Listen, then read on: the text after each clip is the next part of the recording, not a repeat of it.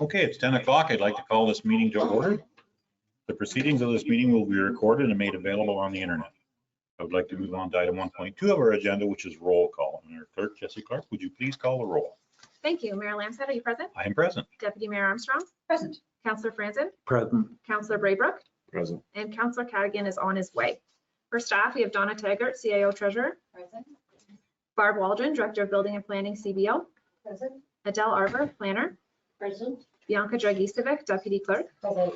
And Jessie Clark, Director of Corporate Services Clerk, is present. Okay, thank you very much for calling the roll. We can move on to item 1.3 of our agenda, which is land acknowledgement and moment of reflection.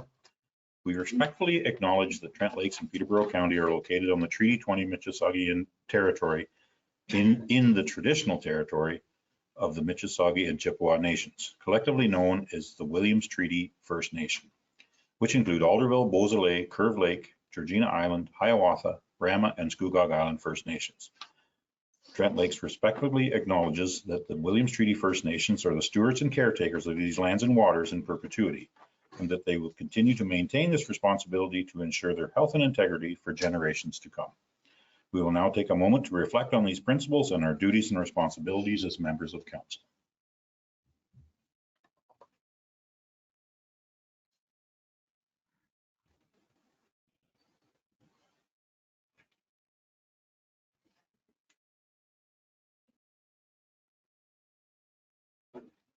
Thank you very much. I would like to thank Jessie Clark and Bianca Dragicevic for their efforts in putting together this electronics, because this is not our usual setup and it's been very onerous on both of them. And I thank you very much for getting the room set up. And I would also like to thank our CAO Treasurer, Donna Taggart, for attending, and Barb Waldron, our CBO and Director of Building and Planning, and Adele Arbour, our planner, for attending on a Saturday morning. Not such a beautiful morning, but it's a Saturday morning. Okay, thank you to all. Okay, we can move on to item 2 of our agenda, which is disclosure of pecuniary interest. If anyone on council has a pecuniary interest on an item on the agenda, please state it now or anytime during the meeting prior to discussing anything you have a pecuniary interest in. I'm seeing no hands.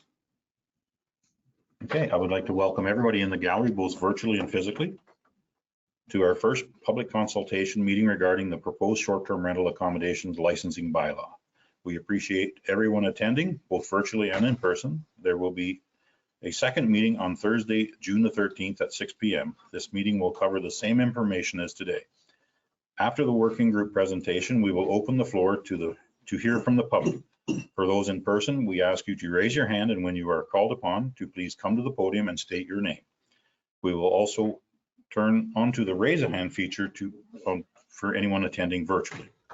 We want to hear from as many people as possible. Therefore, we ask that each person limit their comments to 5 minutes. We will have a timer on the screen to help keep the meeting running smoothly. We also ask that you consider limiting repetitive comments if you have had similar sentiments to other comments that have already been stated. Finally, we recognize that it is a topic that many people are very passionate about. We would like to remind everyone to be respectful to each other, including council staff and the working group, and members of the public. We look forward to hearing what you have to say. Thank you. Okay, we can move on now to item 3 of our agenda, which is presentation. Item 3.1 is Deputy Mayor Carol Armstrong. Would you like to present your presentation? Thanks very much. Mayor Lamson. Morning, everyone. On behalf of the short-term rental working group, I'm going to provide an overview of the 4-year review of short-term rentals that Trent Lakes has done, as well as the proposed licensing bylaw. I'm going to try and keep to my script so that I remember what to say. So it may seem a little more formal, but important that I get the right messages to you.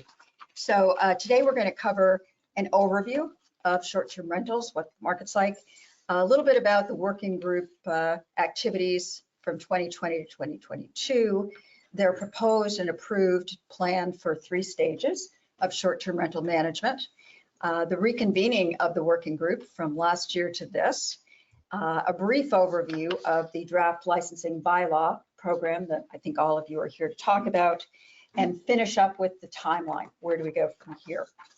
So to start with, Short-term rentals are a phenomenon. They're the result of a perfect storm of a number of factors coming together. Rising housing costs and inflation, the internet and global economy allow anybody with a computer to market anything to anybody. So that's opened up this whole market. The gig economy, people often prefer to be entrepreneurial and set up their own business. And finally, and especially in our area, there is a greater demand for short-term visitor accommodations than there actually are accommodations available. So that gives rise to the short-term rental. And surprisingly, at least to me, the growth in short-term rentals over the last few years has occurred twice as fast in rural areas than it has in urban. So I think before the pandemic, over 2 years, it was about a 42% versus something like 19% in urban areas. So pretty startling. We're all familiar with some of the pros and cons of short-term rentals. The concerns that we hear and you hear: excessive noise, fire, party houses, septic overload, dogs, trespassing, parking, and generally with a new group of strangers weekly or so, a general lack of respect for neighbors in the community. On the other hand, they do bring a lot of benefits. They do help owners who rent for short periods of time to offset their costs. They supplement the local accommodation alternatives. We only have 19 commercial accommodators in Trent Lakes, which is not very many given the number of visitors who want to come here. It markets the area for potential buyers. It increases tourism dollars to the extent they spend money in our township.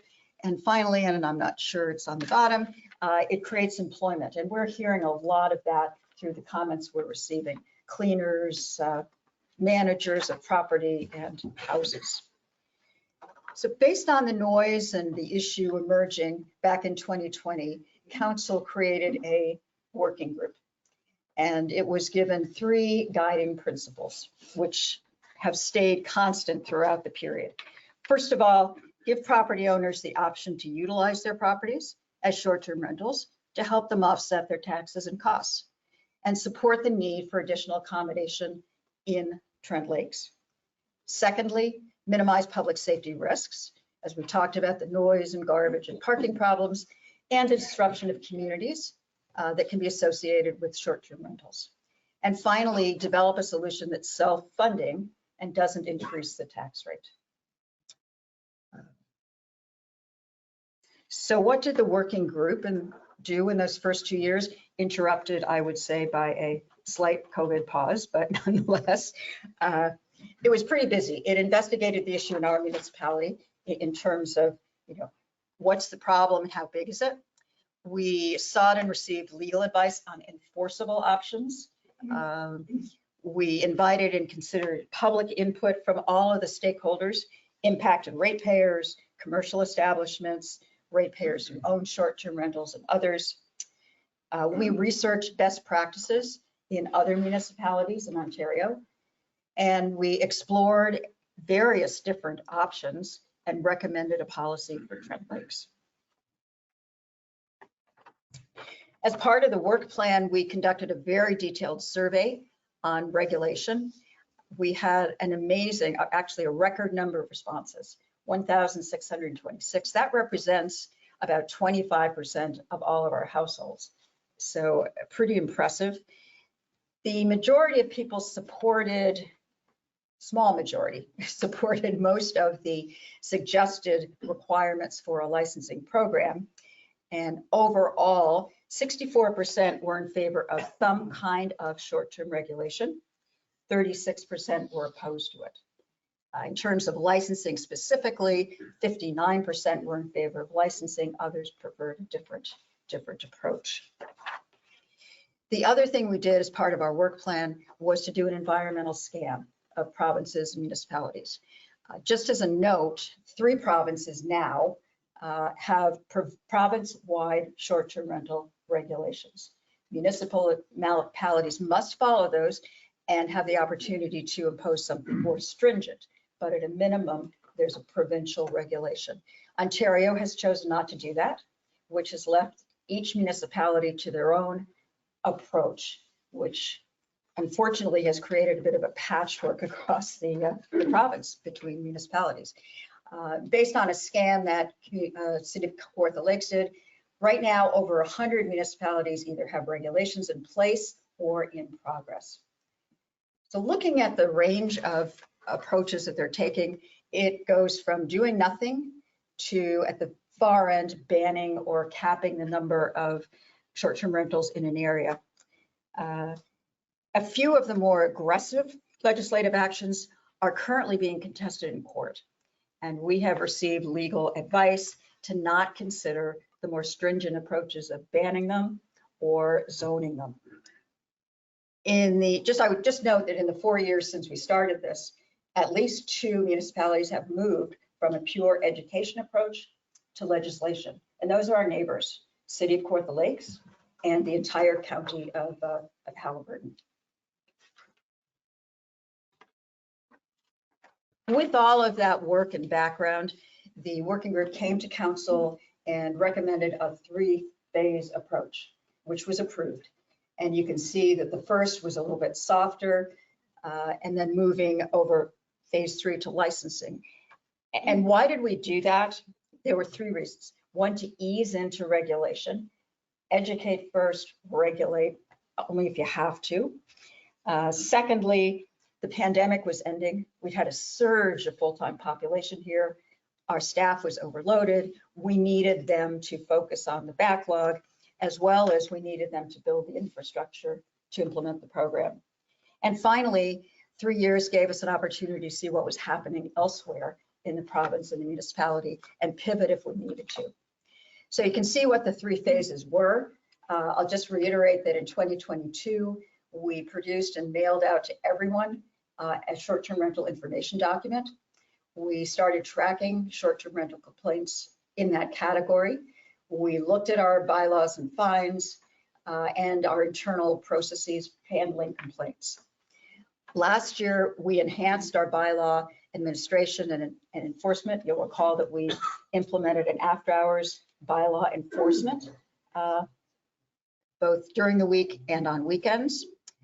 We also introduced a comprehensive nuisance bylaw, which addresses all of the kinds of concerns that you might have with a troublesome neighbor, be it short-term rental or just your neighbor.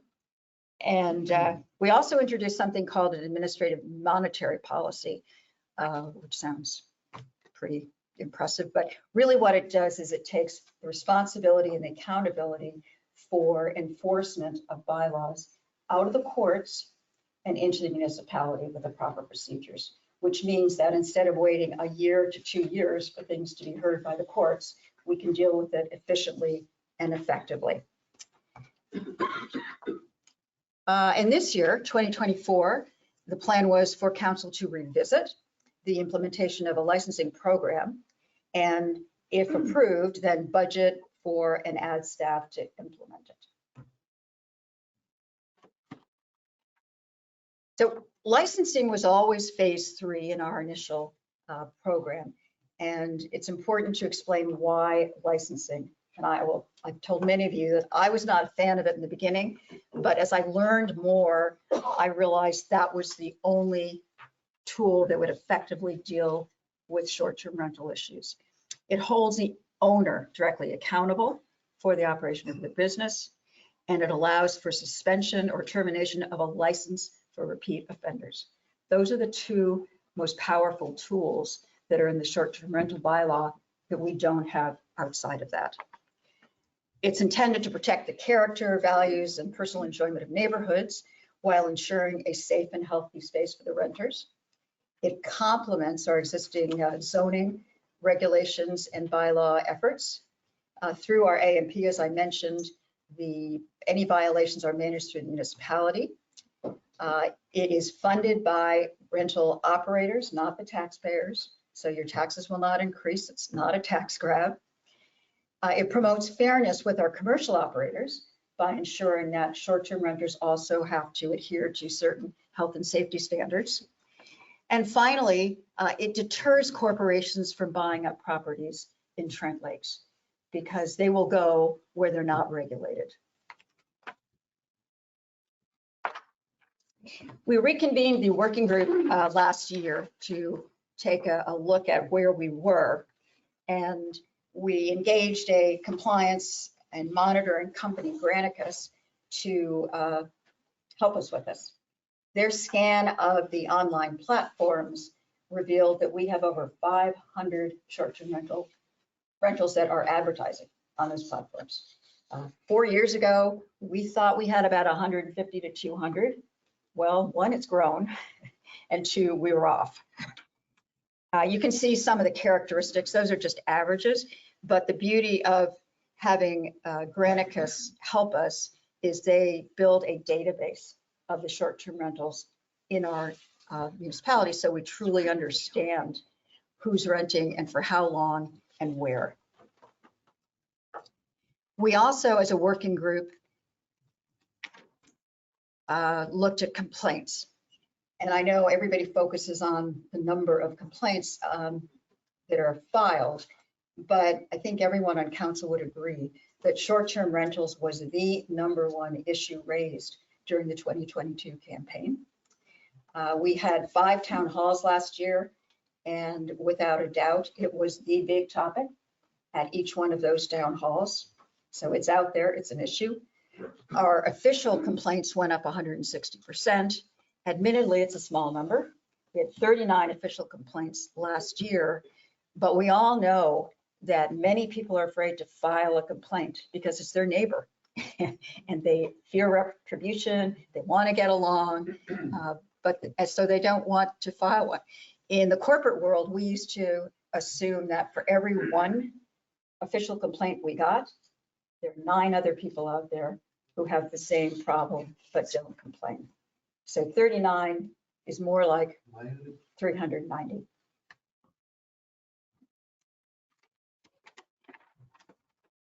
After looking at all the work from the previous 4 years and doing a current status review, the working group came forward and recommended that we move ahead and develop and implement a short-term rental licensing program, that we engage Granicus to assist us further with the database and help us with the compliance and monitoring. And finally, to hire the necessary resources so that we can be successful in implementing and enforcing the program. And again, that's funded through the licensing fees, and we've done the forecasting, the budgeting for that. Let's start with what is a short-term rental. Everybody gets caught up on the 28 days, 30 days, 31. It's very confusing. All it is, it's a property that's rented out for 1 or more short periods of time during the year.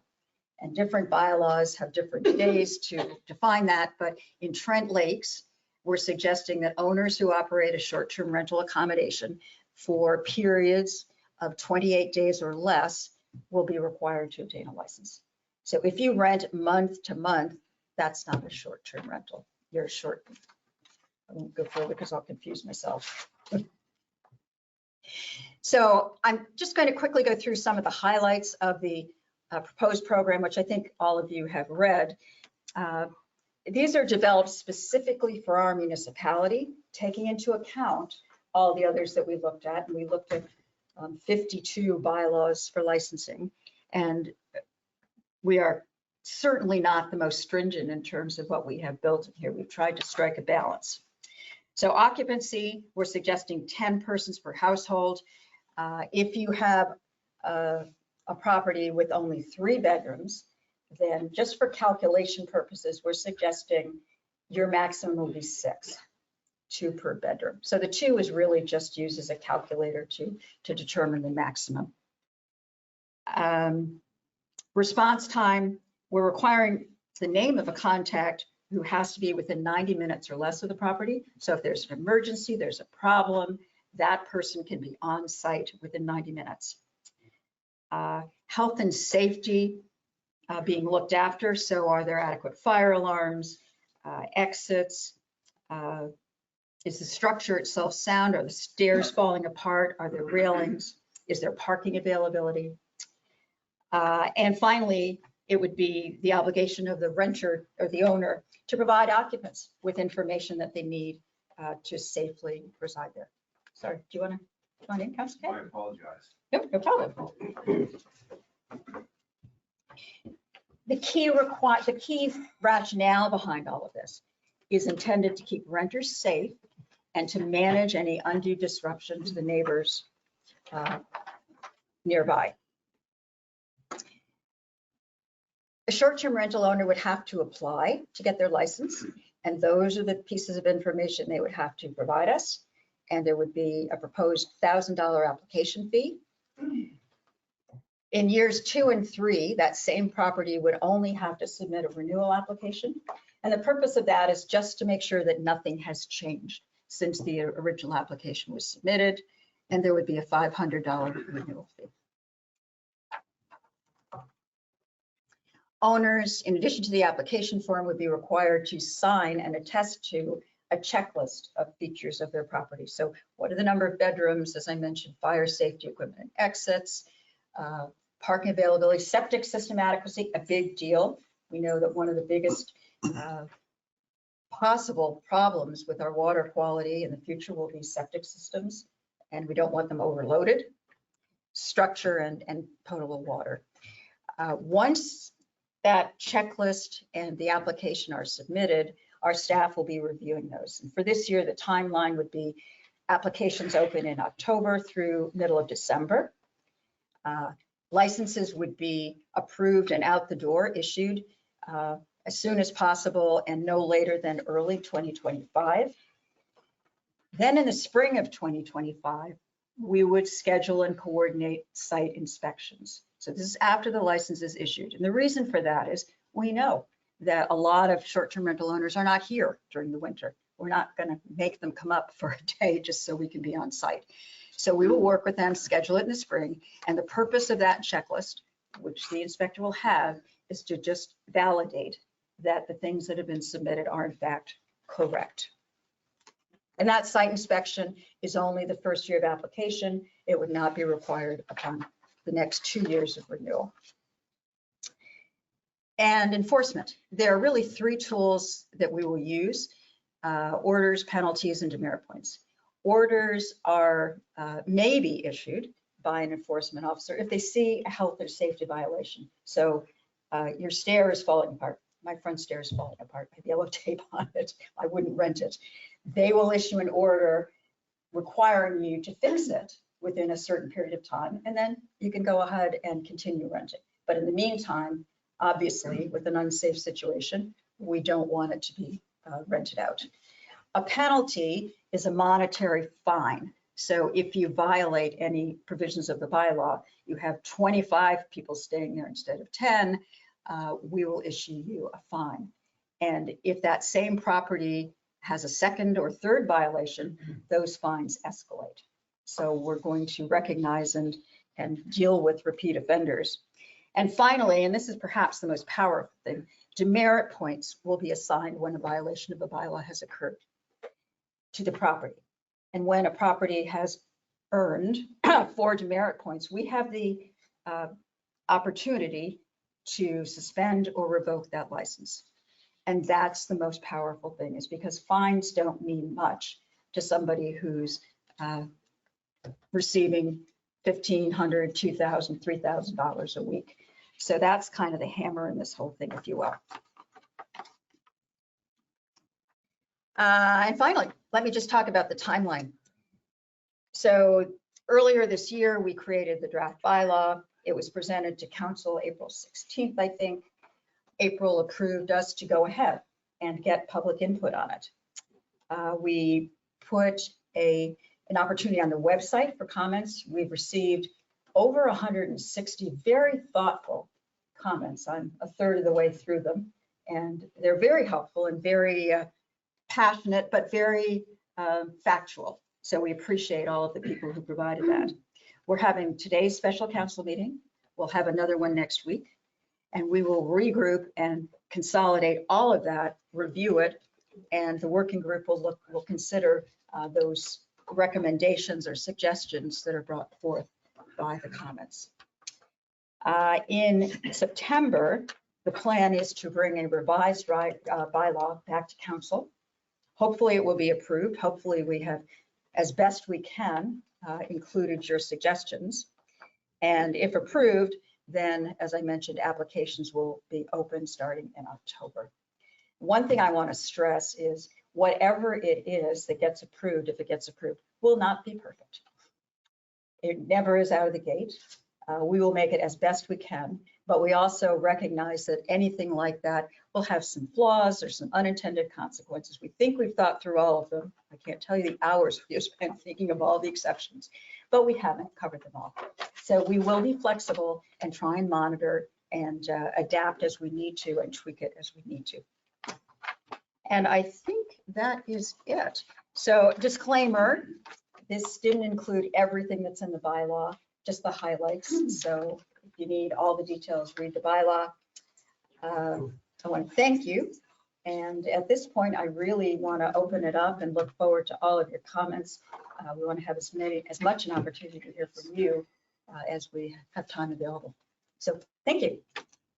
Thank you very much, Deputy Mayor Armstrong. I would like to take this time to thank everybody that sat on that committee. That's been a lot of effort by staff and council members, and Donna Taggart, Barb Waldron, Adele Arbor, Jesse Clark, and Rachel Stark, and our two councillors, John Braybrook and Deputy Mayor Armstrong. Thank you very much for sitting on that committee. It has been a lot of work and a lot of effort, and we thank you very much for expanding the ideas around and using everybody's best practices. So thank you very much for that. So we would like now to move on to item 4 of our agenda, which is their public consultation. I just want to remind everybody in the gallery to please make sure that your electronics are muted. We don't want people being interrupted when sometimes you lose your train of thought. Okay, we can move on to item 4.1 of our agenda, which is delegations, and each person has 5 minutes. So anyone would like to come to the podium and speak, please come up and state your name. Please come to the podium and state your name. And if it's a difficult last name, I'll give you a second. Please spell it for our clerk. My name, excuse me, my name is Ann Bresner. My husband, you know. I'm here because of Tully's Road, basically. That affects us, as you know, and we've been through it. Today, there are at least over 20 people there. What if this person, what if they keep going with the 20 people, you give them a fine and they keep going? It's run like a commercial business. It's not like a mom and pop situation, which we understand that. And they're opening further on down Nogies Creek. I noticed by your map that most of these things are around Nogies Creek. The creek's going to be, you know, the creek will get sick. And the people are even sicker. I mean, there are people there that have been there for 60 years that are thinking about moving because the parties and the noise going on from Tully's it's intolerable. And they go in our boathouses. It's, you know, we pay to be there, and there's a lot of seniors that have been there many, many years who, you know, are thinking, well, maybe we have to move to accommodate these people and their hotel, their ghost hotels. Like, it's not fair. Okay. Thank you very much for your comments. Do you have any more comments? Well, I just hope that it can be implemented. And my other question is, how many people are you going to hire to implement what you're proposing here? And that's something we'll decide once we decide Okay. what the layers of our bylaw will be. Okay. All right. Thank Okay. You. Thank you very much for your Thank comments. And you were second. Please come to the podium and state your name.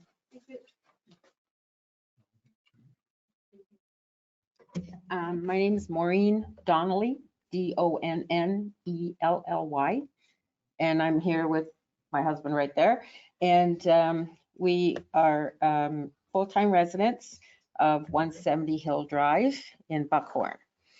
The property next to us that housed a couple full-time for decades was purchased recently and has now been operating as a full-time Airbnb.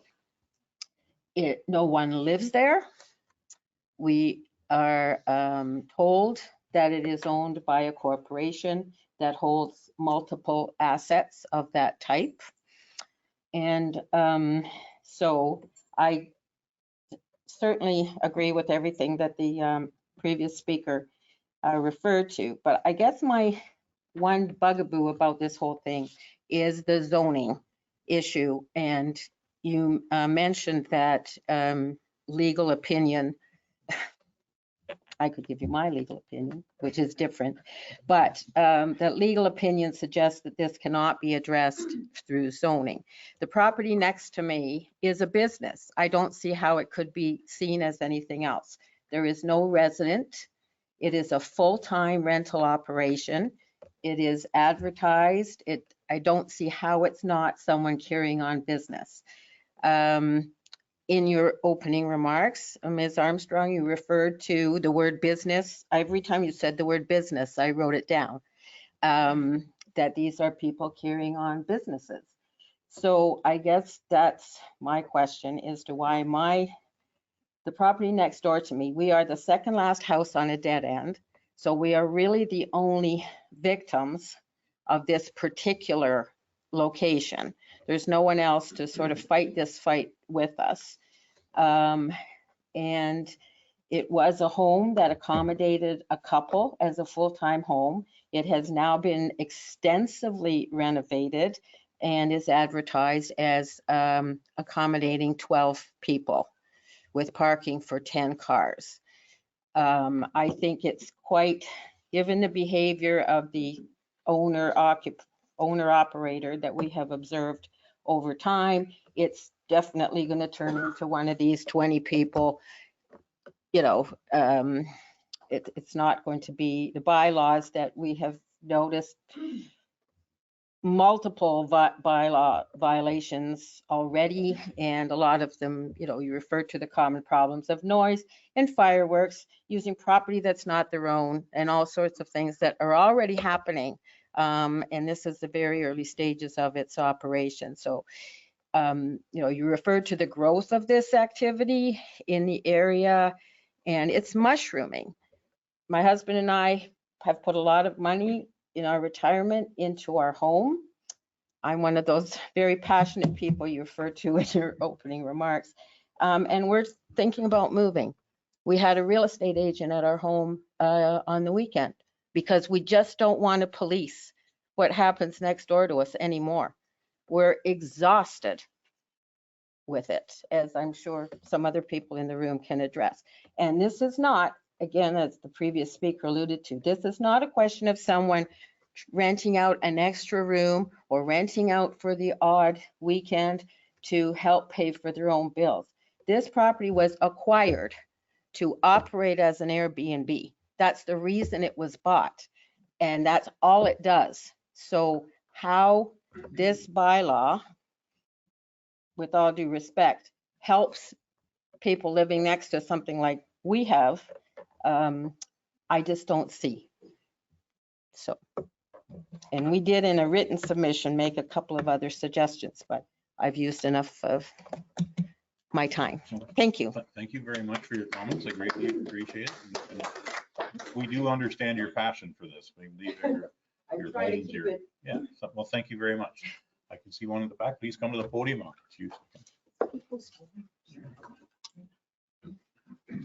Hi, my name is Megan Boisvert. Live in Trent Lakes, also own a short-term rental in the area. Read through your bylaws and whatnot. I'm just curious as to how we see this solving. I heard you guys talk about relationships with people in the neighborhood, getting along with your neighbors, making those relationships good. We also talked about property standards, people having them. So in my area, probably have the best kept home. Also live next to my short-term rental. So I'm not going to be probably someone who you guys are going to be facing an issue with. Probably not going to have any merit points, but we're not solving the problem. I will fund bylaw people in my area. I have people illegally, full-time, living in trailers in my community with no septic, no access to water, running their trailer with an extension cord. That's not going to save this. I walk by a couch on a neighbor's property, also a full-time resident, who has not had their garbage picked up in I don't know how long. I live across the lake from a dog that barks all day long. I have called in to your bylaw, which is allegedly here for me as a taxpayer, and I have been asked the very first question, is this a short-term rental? And that's where the support ends. I say no, no one shows up. I've lived in the area at this house for over 13 years now, and the same dog lives across the way, I'm sure it's getting older. Hopefully it'll stop, but I'm not getting any help. So, I mean, you know, I understand where you guys are going with this. I feel for people who have jerks running properties, but this isn't really the solution. It needs to be a fair implementation for people who are causing problems. If we need to have more bylaws or bylaw officers, there needs to be another way to fund this. I'm personally offended when I run my business well that I'm going to be impacted by people who are not. We are creating a divide between people who want to live and enjoy a space and bring up the area and those who do not. The people who do not should be the ones that are dealt with. And I don't agree with any of the proposals that are being made. Yes, there are too many people at a lot of houses. I have people across the bay from me. 3 families had to buy into the home to make it feasible for them. COVID's obviously escalated prices, right? That is a technically lived in by them. They will not fall under this bylaw. They have on average 15 people there every weekend with music. Again, won't fall under your licensing, but they are full-time residents now with 3 different families that have gone in to buy a home. You've got the same problems going on with your full-time residents as you do with your short-term rentals. And you guys have to be more receptive to that because this isn't the solution for anybody. We're penalizing a small group to fund a bylaw issue. You guys need to have more bylaw officers, sort that out in your council meetings and figure that piece out. And that's all from me. Thank you very much. Okay, please come to the podium. Oh, sorry, this lady's first. Yeah, go ahead, please. Yeah. State your name and. My name's Karen Marks and I'm part of the Tully's, 53 Tully's problem. That's the main problem. I've spoke before and my problem, I kind of agree with this lady, is enforcement. I have actually have an email from Barbara Waldron saying, responding to Barry Resner, who's our friend, her husband, who's the lawyer that's been dealing with a lot of this, trying to do a lot of research and point out problems with the existing bylaw. I was told, or we were told, that there will be no enforcement of the existing bylaw at this point because of this working group, I guess. And that's why, as we drive by this morning, there's 7 cars for the 16 to 20 advertised commercial operation. There's no enforcement now. What's to make us think that all these bylaws or bylaw changes that are going to come in are going to now be enforced any different than, I'm sorry, we won't be enforcing. And then the other problem I have is, so anytime we see problems where all of these new Airbnbs are being expanded into the creek, onto the creek, things that are total building permit violations or no building permit, they just do them. They're dependent on me putting my name on a complaint so that they can now come after me. The people at, we believe it was 53 Tully's originally, when there was complaints made, came and just put cases of beer on certain people's porches just to let them know, we know where you live. So who's going to, you wonder why there's no complaints. Who's going to complain when there's that kind of intimidation?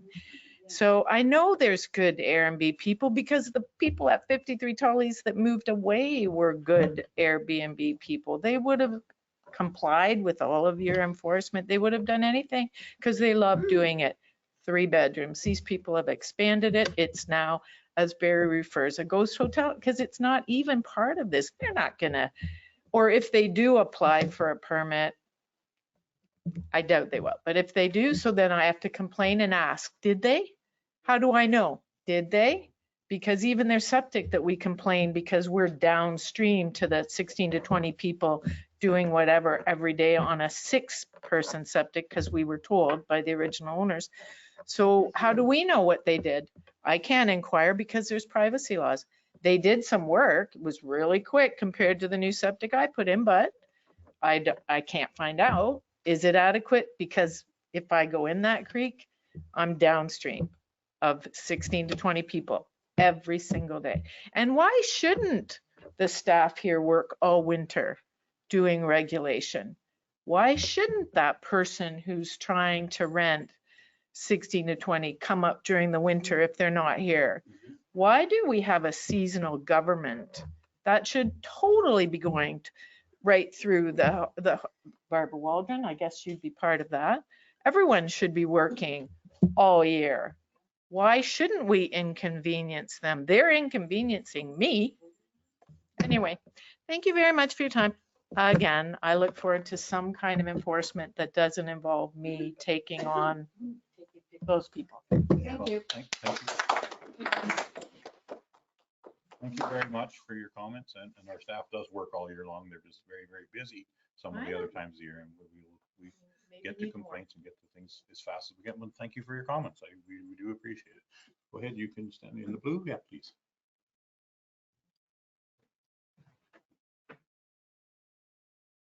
Good morning. My name is Marisol Variaba Rivera. I live on Peninsula Drive at the very end. Spell that, I think, is. M I'm A not sure how to spell that. Marisol. Last name is V as in Victor, Ariava hyphen Rivera. We're going to get it close. That's a wonderful name. Thank Go you. ahead with your presentation. Couple points. By the way, thank you so much, because I believe in 100%. We pay taxes for the whole year. We should have representation for the whole year. It shouldn't be part-time. I have a couple points to bring up. I don't rent, and I do have a neighbor, Megan Boisvert, happens to be my neighbor.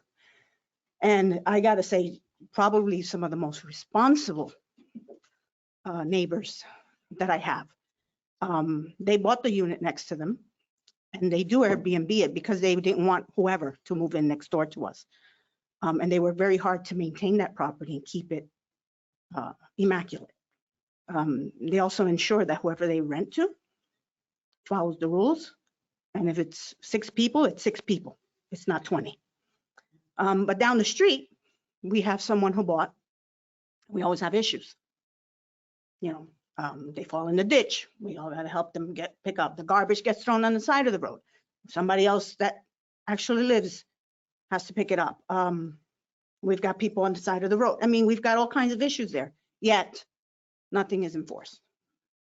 Aside from that, we have people who actually live here and they don't follow the rules and nothing's being done.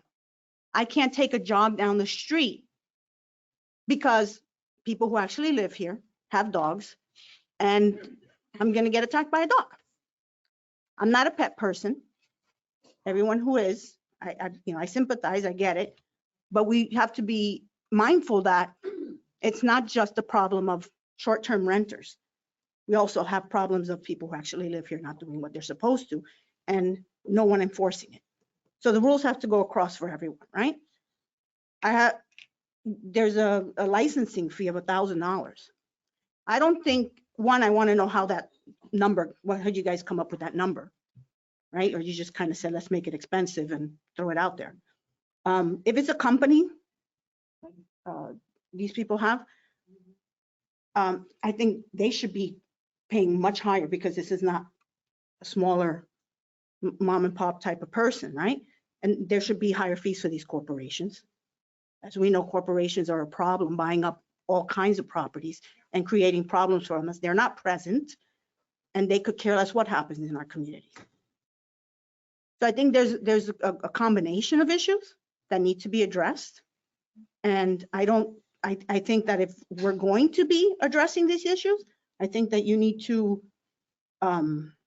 do a little better, especially for those of us who reside here and are not companies, right? But we also have to make it fair and enforced for the people who do live here as well, who are primary, because nothing's being done for them either. So it's not fair to just say it's the short-term renters, when it's a combination of both. That's all I got to say. Thank you. Thank you very much for those comments, because, you know, this is, we're doing and changing bylaws for everyone. It's not just for short-term rentals and things. So we will have some more. Sorry, Yeah. I still have a minute. I got one more thing to Yeah, say. a minute 11. Sorry. You said that. The noise ordinance. I have a party once a year. I invite all predominantly most of my neighbors. I don't make noise when I'm there. You don't even know I'm there. I do have a party once a year. And I do make noise because I put music on. My neighbors usually don't have any issues with it because it's a one-time thing. Last year I had somebody, just a couple cottages down, who's just a miserable human being, complain at 4 o'clock in the afternoon because my music was loud. Well, it's a party. Hell, music's gonna be loud, right? I know that was a Saturday, Sunday, I had somebody come to give me a warning type of thing. And yeah, I was absolutely livid. One time a year, I have a party. And there will be music. I don't care. And then I guess a week later, it's funny enough because God is big. A week later, I guess you guys changed this noise ordinance because it was way too ridiculous that anybody can complain about anything at any given time of the day. And if they thought it was a noise and a problem, we were going to get a warning. So I appreciate the fact that that was changed because I think it's absolutely ridiculous that anybody can complain for anything. If I sneeze too loud, it's a problem. You know, if I scream too loud, it's a problem. If my car makes a noise, it's a problem. So whoever thinks it's a problem, it can be a problem. So yeah, we need to really do better at that for the noise. Thank you Thank very you. much. I just want to make note that you did tell us that our bylaw people did show up. No, the security service showed up, yeah. That's our bylaw people. Thank you very much for your comments. I greatly appreciate it. Please go ahead with the gray t-shirt. Come on up and state your name for the record, please. Hi, I'm Rob West. I'm also a victim as well as one of those guys. I own and rent out an Airbnb, which is fine. You mentioned the standard of, say, a deck is coming off railings. You actually have that and just wrapped around some caution tape. So you expect the other neighbor beside you, maybe renting, has to fix it that second. It's just a double standard. I don't know when you're going to fix your stairs, but you mentioned you had caution tape. You did, which is fine. I don't live beside you. I don't know what's going on. So it's just a standard, double standard. Dog barking. I mean, it barks all day. No one comes. Just double standard. That's where I want equal. I want to have it equal for everyone, which is, I think, fair. So that's all I have to really say. Great points have been said, both sides. Thank you. Yeah, thank you very much. Good comment. May I just respond? No, we shouldn't No. probably get an interaction. I think we're good there. Thank you for your comments. We understand that you will get yours fixed as well. And no one's complaining about your stairs. Go ahead. Please come to the podium, sir.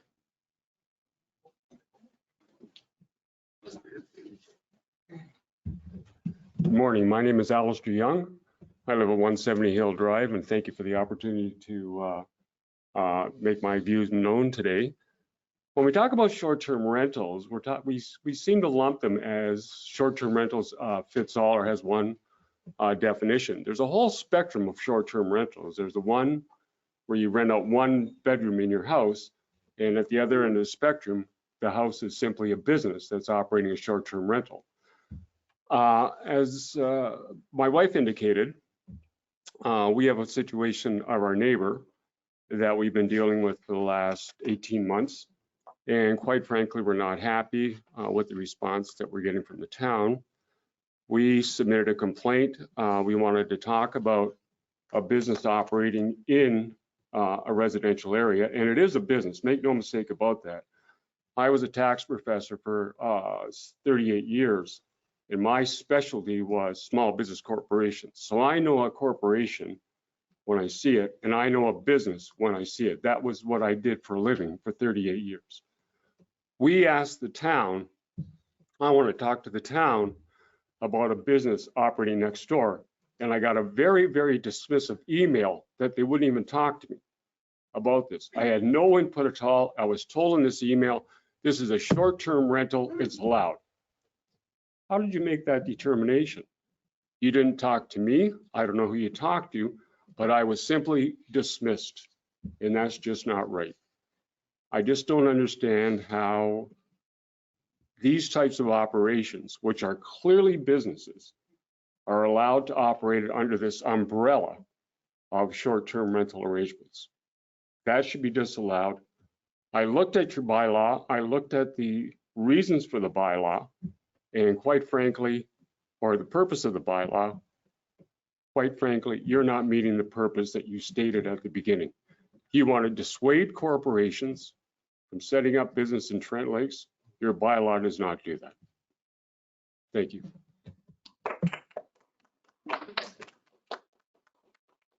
Thank you very much for your comments. Greatly appreciate it. Anyone else in the, I think we have a few in the virtual gallery that might want to speak. Just one second. I think we're going to take a couple from online first. Is there anyone with a raise their hand feature? Yep, Leslie Sherbin, I'm gonna unmute you now.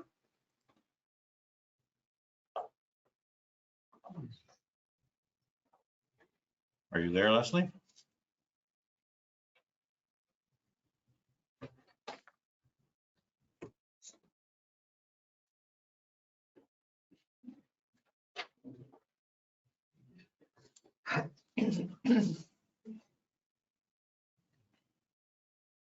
I'm gonna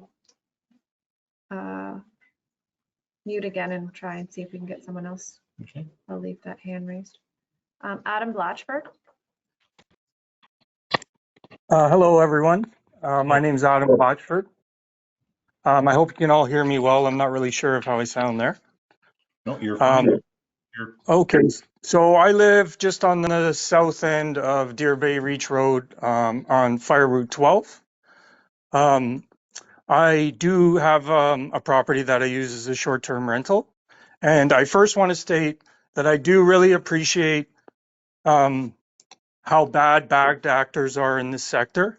My family has always really tried very hard not to ruin it for the people around us by having a short-term rental.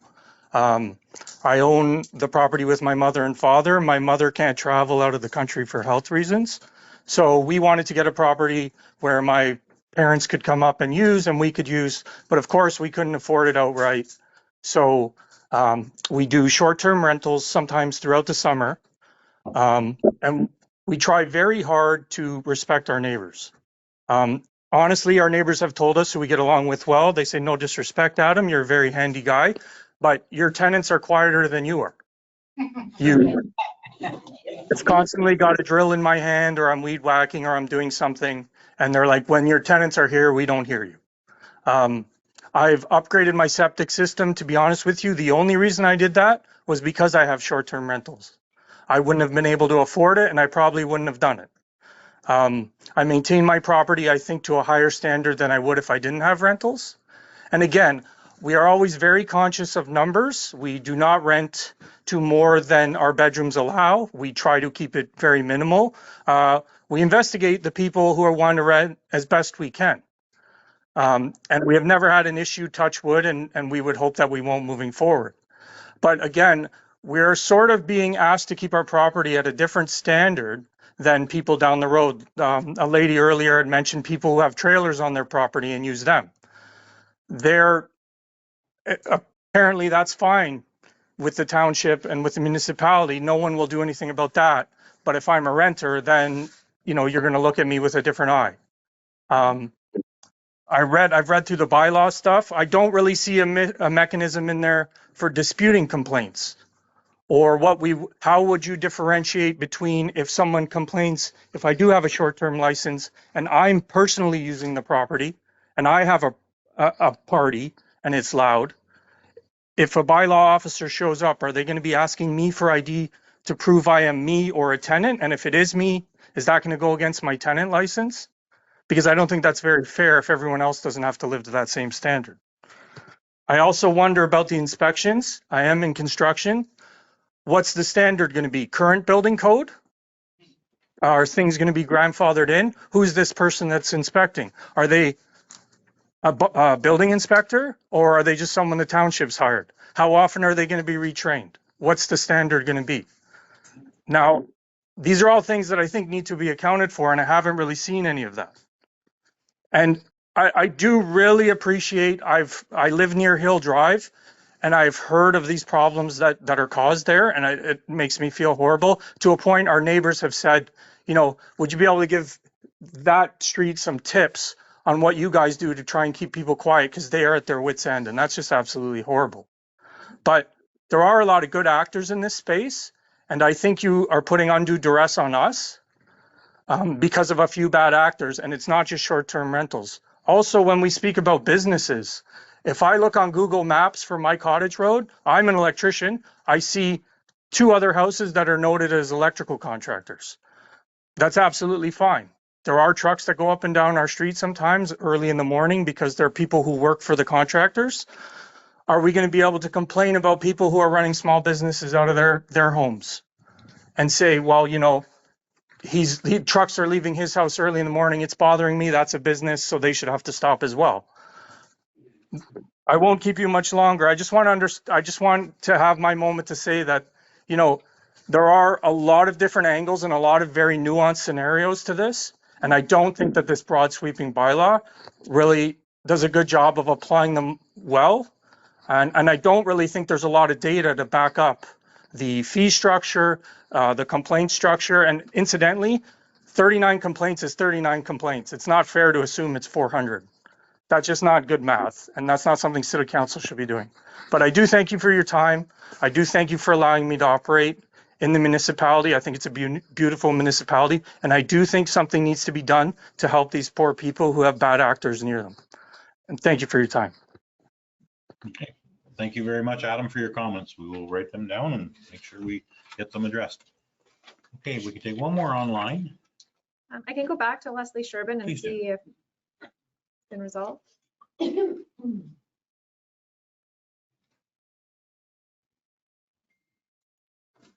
Hello, Leslie, are you there?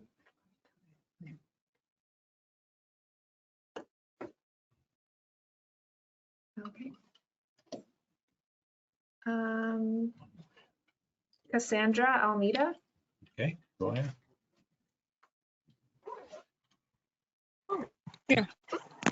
Hello, can you hear me? Yep, we can absolutely hear you. Please do. Perfect, thank you. My name is Cassandra Almeida. I'm at 1085 Lakehurst Road, just on the south end of Sandy Lake. To start off, I'd say I'm probably somewhere between the middle of all of this, in agreement with there needing to be rules, but also there needing to be ability for residents to make choices about what they do with their property as well. A couple things I wrote in as well, but off the top, the definition of a dwelling is definitely of concern. We have a neighbor that operates a full-time Airbnb rental, and one of their 2 structures is a yurt, which is a tent. They're currently in the process of constructing another yurt that they're also going to rent out on Airbnb as a tent. In order for these people to use a washroom, they build an outhouse. And my property is downstream of them. Their property's runoff comes right over top of mine, directly into Sandy Lake. I don't think that you should be able to put up yurts and tents all over your property and rent them out. If your property is owned and has one dwelling on it, one dwelling is one dwelling and should be one rental. I also believe that the $1,000 licensing fee seems to be a little ambiguous as to how the $1,000 was chosen.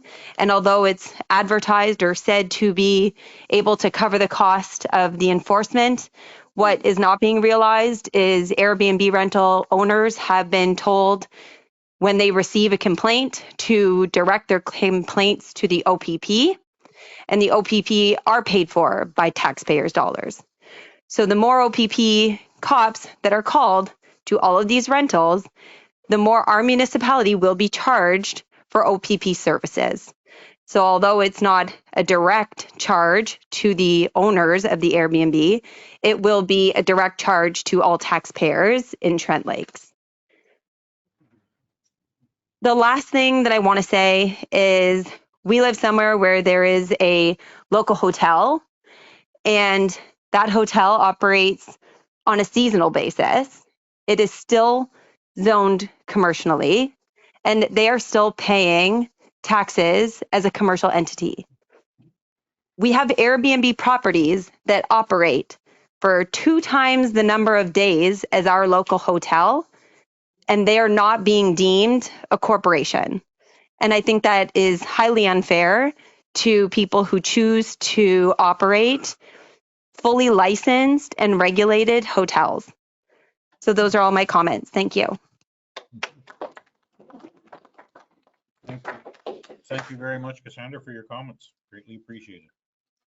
Okay, anyone, maybe one more online so we can clear that up and then we'll go back to the physical gallery. Okay, I have Steve Latimer. Okay.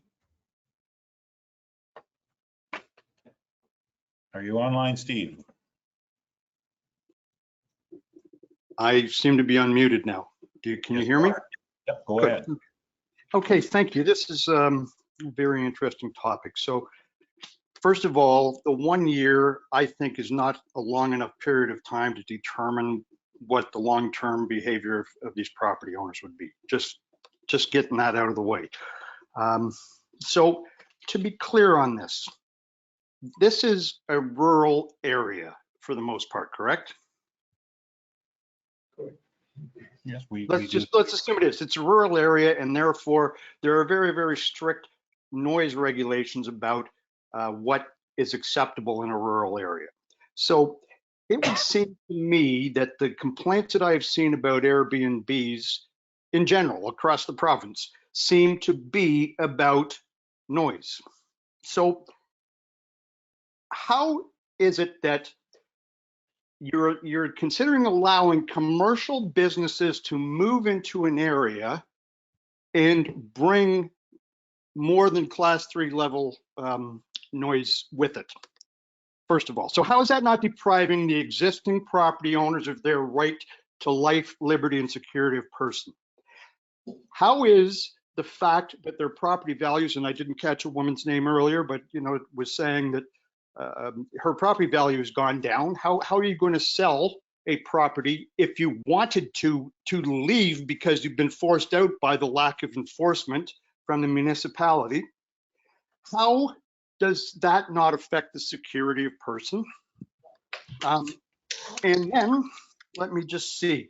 So this is a change of use of property. I think everybody would agree. These are rural residential properties with some iteration of shoreline, et cetera, et cetera. They would require to change the use to any business.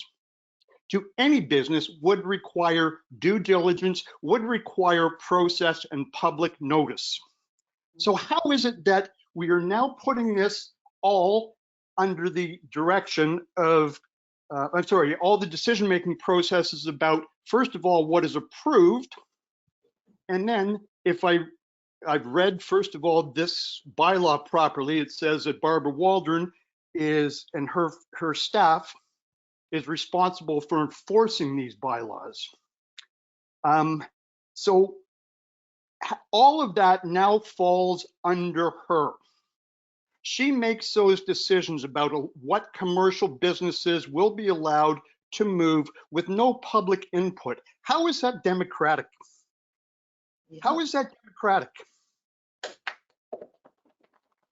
So if I can continue on a little bit. Yeah, you have minutes. Sorry? You have a couple more minutes, yes. Okay, thank you, and I'll take them. Respectfully, thank you. So it would seem to me that people talk about, we've got the good, respectful families who are respectful. That's what the bylaws and laws in general are not for those people. Bylaws are not for those people. They're for people in corporations who would come in and would stomp all over 5-person lower tier municipal councils to get commercial industries in. So let me ask this if I can. Sorry, I will ask this. And again, people talk about enforcement. And again, I think, you've all taken an oath to be open, accountable, transparent. So it would appear to me that Alan and Darlene Mills, who are people I do not know, I happen to find them online, from 2017 to 2019, they went through the nonsense that everybody here is going through. Somebody mentioned the OPP and that we're paying for the OPP. I will tell you what the outcome of that is because I know it. They will say, we can't do anything about it unless it's criminal. So what is the policy? And I'm going to go back to December 5th, 2022, when you had a budget meeting for for the following year. When the question came up time and time again, what is our policy for enforcing bylaws? And I do recall Ms. Waldron saying, we don't. Am I correct about with that? Basically, we don't. They don't. Pardon? I don't think that's correct. I think we do enforce bylaws. I mean, just proof is in the pudding. Somebody today Where? said their bylaw was enforced, so How was it enforced? they were What looked at. bylaw? Sorry, I did join a little late. Yeah, I'm not sure what the bylaw was. Okay. But when it seems though that, pardon me? We're here to listen to your comments. Okay, so it would seem to me that in or about the last iteration of this government that a conscious policy decision was made to not enforce the law. Any question about that was there's a bylaw in 2019 where CAO and treasurer, who is responsible for collecting all of these penalties, where she online B2019, I'm sorry, I don't remember the rest of it, says we won't enforce even so much as a parking lot. Yeah. We won't enforce so much as a parking lot. Sorry? Are we still talking about short-term rentals? We're talking about enforcement because that's the issue. People are going through the same issue. Let's get the elephant in the room out of the room. Do you proactively enforce bylaws? And when I say enforce, I don't mean somebody showing up and saying, please stop that. When I say enforce, I don't mean that you've got a third-party drive-by security service who goes over and says, please stop that, and sends a complaint to your office who's there, who will pick it up and do nothing with it on the following day, on the next time you're back in the office. Okay, thank you, Steve. You've run out of time, so could you just sum up as possible? Okay, well, I will say, and again, let's talk about the elephants in the room.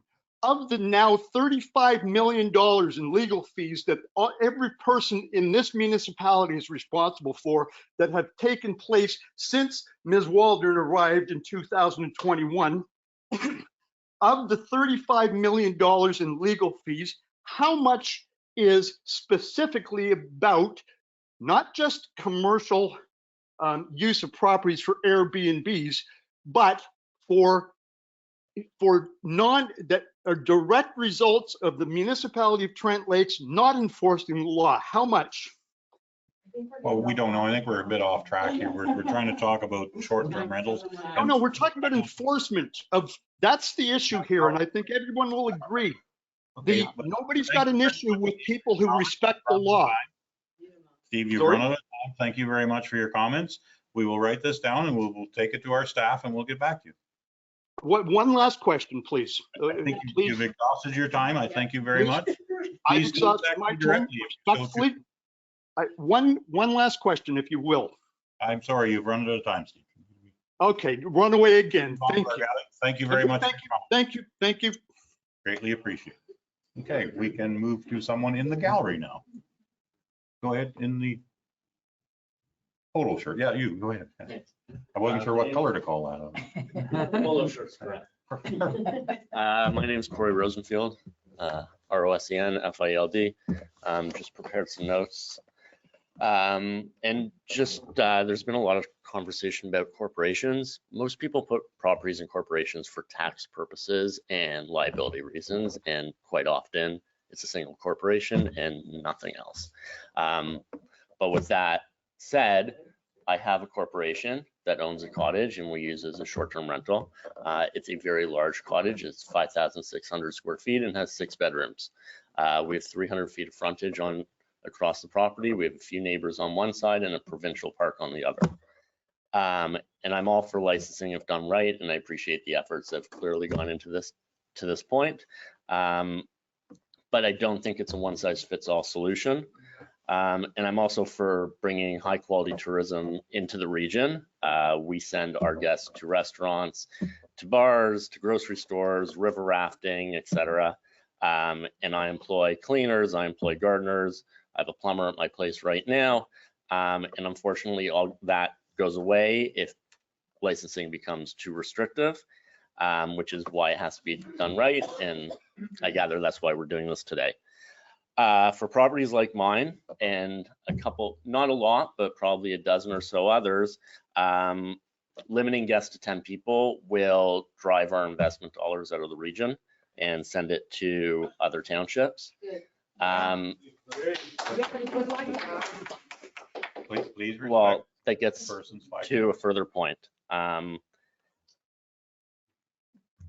It will greatly hurt what will likely be a future MAT tax, I assume, to support this licensing program.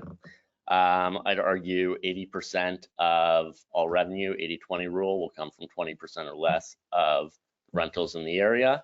If those are significantly hindered, shrunken down, that tax will go away and there won't be money to support this, and it will be taxpayers that are paying for the licensing program and not the Airbnbs.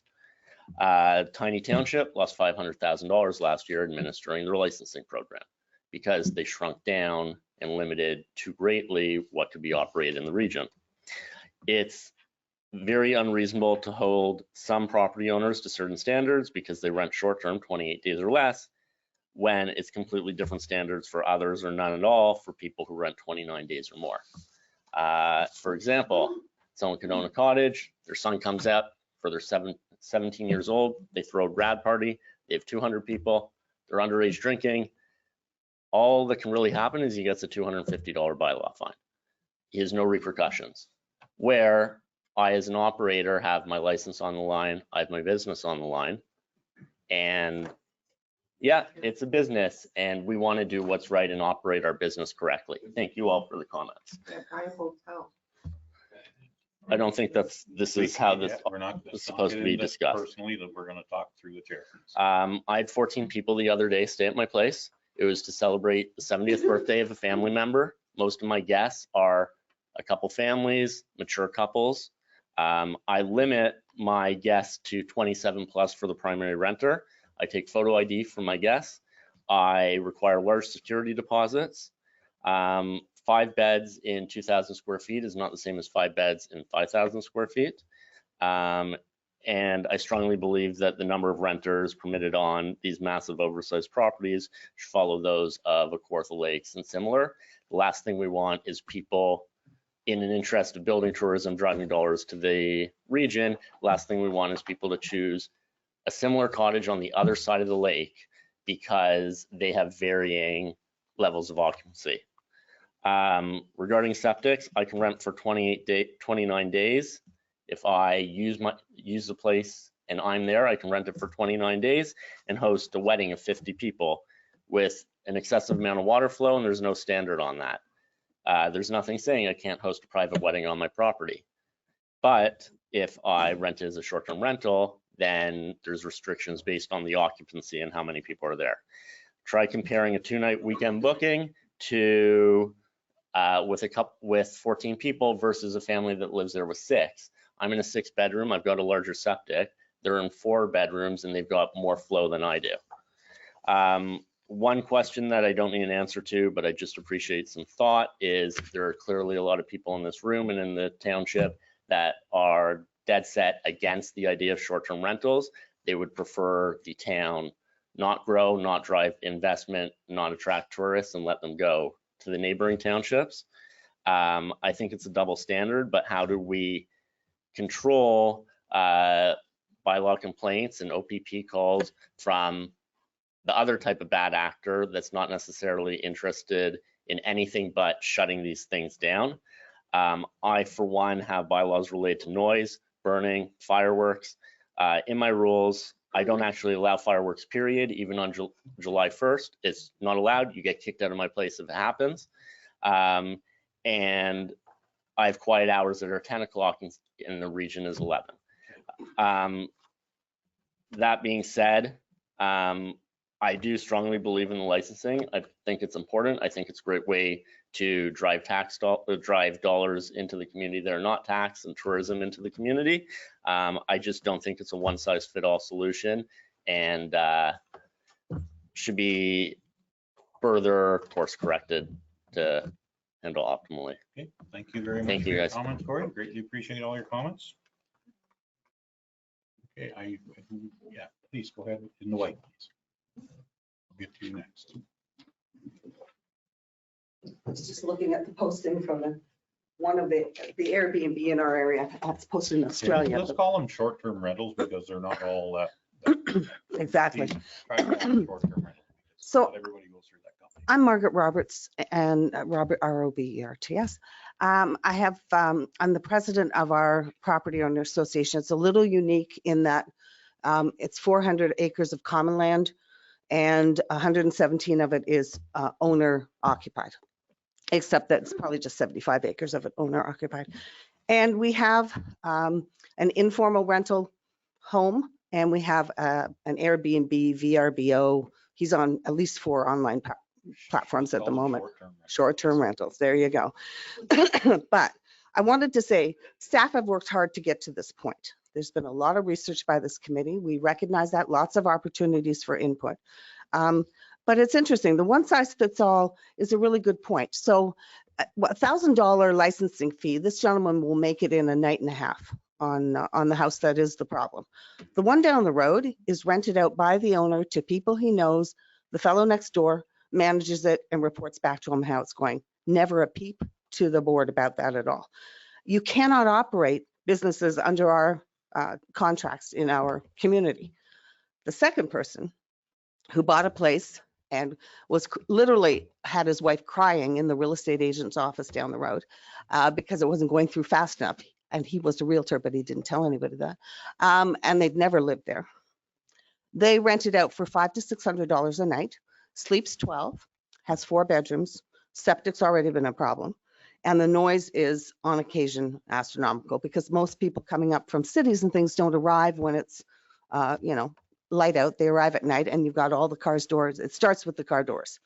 They added a sauna, they added a hot tub, they added a trampoline and lighting. It's like a UFO is landing. And they own multiple assets. So I'm not sure they're a corporation. They're listed as individuals on the tax roll here, but I think they're like a business. I want to say that we're kind of handicapped because in our area, you can't run a business that interferes with the enjoyment of other members of the property. They are clearly doing that. They are ignoring us.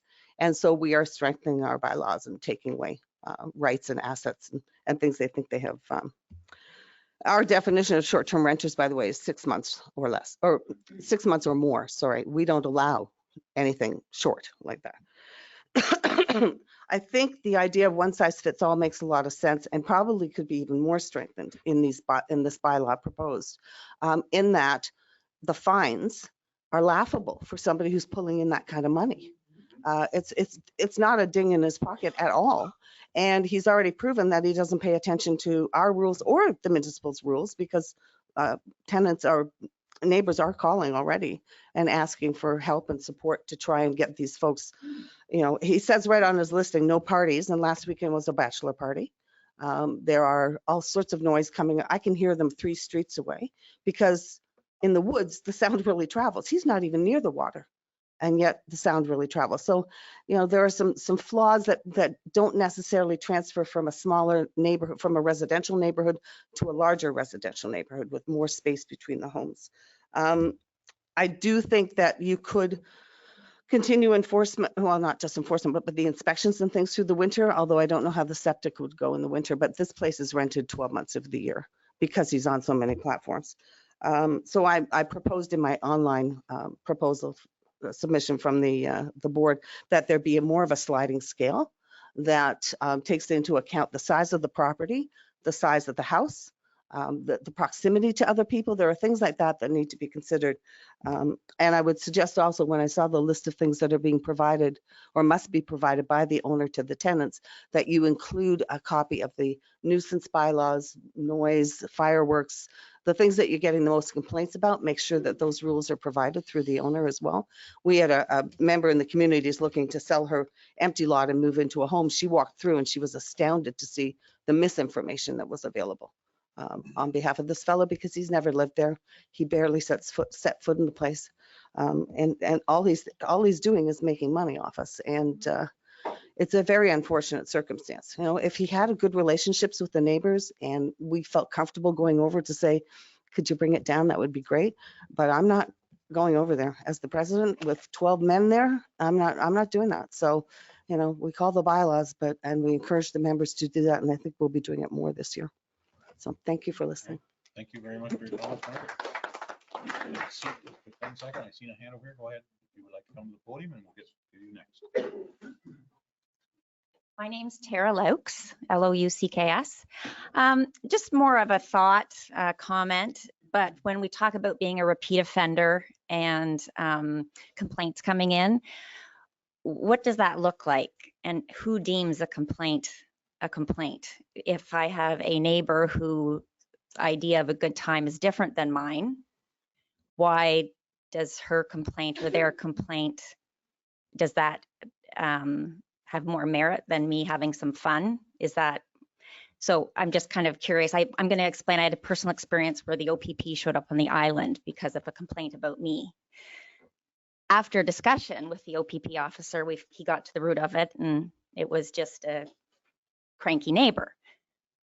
But would this be, if I, through my STR, would this be considered an offense? Would I lose a demerit point because of that? So how is that going to be monitored? You know, what deems a complaint legitimate or not? So just more just comments, thoughts, but how do we, who's going to monitor that? How do we, go about that? Just thought. Excellent comment. Thank you very much for that. Go ahead. I've got you. I just couldn't. I'm going to get to your next. You're next. You're absolutely next. Gord Clements. Gord Clements from Harvey Lakes Estates. I'm in the same area that Margaret was at, and I actually live next door to the short-term rental. Thank you. What is the difference between, why do you not say Airbnb? Because it is an Airbnb. There's many different companies. That's Right, a company okay. name, not a, we're talking Anyway. about licensing of short-term rentals. Okay, I not think that. I got my point across there anyway, but you know, I have to go over to that house, and I've had to do that. I've had to go over there and address the noise and disturbances, and I've done it many times over the last couple of years. And I guess the one thing I just want to say is that it's more than anything, we've had a bit of a independent and autonomous community. And this man coming into the area as a business is kind of, he's undermining that autonomy. And I think the whole idea of community working together to live together. And it's very unfortunate. I think it's something that's happened in many other communities in Ontario. And I think we have a chance to stop it here. And I hope that something can be done. Anyway, that's all I want to say. Thank you very much Thanks. for your comments. Please come to the podium and state your name. And my apologies for making you wait so long. Gord's been hiding your hand back there. Your hand up. I'm going to slide this slightly this way because sitting at the back, I don't know about the rest of you, I can't hear everybody really well. Maybe it's my age, maybe it's my ears, who knows? But first I want to say, I don't envy any of you. And I hope you realize the, I'm sorry. I'm Kimberly Walsh. And I also wanted to say that for the residents, I don't envy you either, because you're really caught between a rock and a hard place. And my heart breaks for you because the reality, the truth of the situation on every level, whether it's municipal, residential, corporate, whatever, let's face it, there are slugs and they do us all a gross disservice. I do have a property that is a rental property. It is an Airbnb, and I differentiate that for a couple of reasons. I don't know if everybody's aware or not, but I pay a premium for my insurance policy, a huge premium, like double, because I have an Airbnb. Now, the best part of this is Airbnb covers me, insures me up to $1 million for any damage that comes to my property or that's done outside. I've had a couple of claims. My insurance policy knows nothing about it because it's all gone and handled through Airbnb. One of the things that I do in my property, and I'm very proud that because of my daughter, we are called a super host. A superhost is a premium Airbnb property. We have a large property, we have 5 bedrooms in it, and the most people we've rented to has been 12, because we also have a couple of pull-out couches, and people come with their children sometimes. So the reality is that where I am, when I moved in here 6 years ago, the properties around us they left something to be desired, let's put it that way. We have met our neighbors on all sides, and we have a wonderful working relationship with them. We hire one of them who basically does all of the maintenance in our property, and I love them. I absolutely love them. These people call me if the hydro goes out. They'll tell me if any of the people I've rented to are slugs, and I will be there. I'm 90 minutes away, so I like that number. So the reality is that I've also noticed in the 6 years that the surrounding properties have upgraded. And they've upgraded because I upgrade, because I make sure that everything is right. We have the septic done, taken care of every year, whether it's needed or not. We make sure it happens. We make sure that we are always honorable. I've had one complaint in 6 years, and it happened last October, and there was only one person at the property at that time, one person. And it came from a disgruntled neighbor who has probably a whole book full of complaints for you. We've had the OPP called once for a medical emergency. So, you know, I've heard it said that putting everybody in the same box isn't realistic. And I get that it's, for lack of a better word, it's a starting point, but it needs to be broken down. And you can, you know, I implore you to differentiate between short-term rentals and the Airbnb, because there is a higher protocol that is in the Airbnb rentals. I heard this gentleman over here has got a 5,000 square foot property, and I would hazard to guess that his welcome letter is as extensive as mine is. And my welcome letter says what you can and cannot do. If you do not take your garbage to the dump, I will charge you $100 a bag.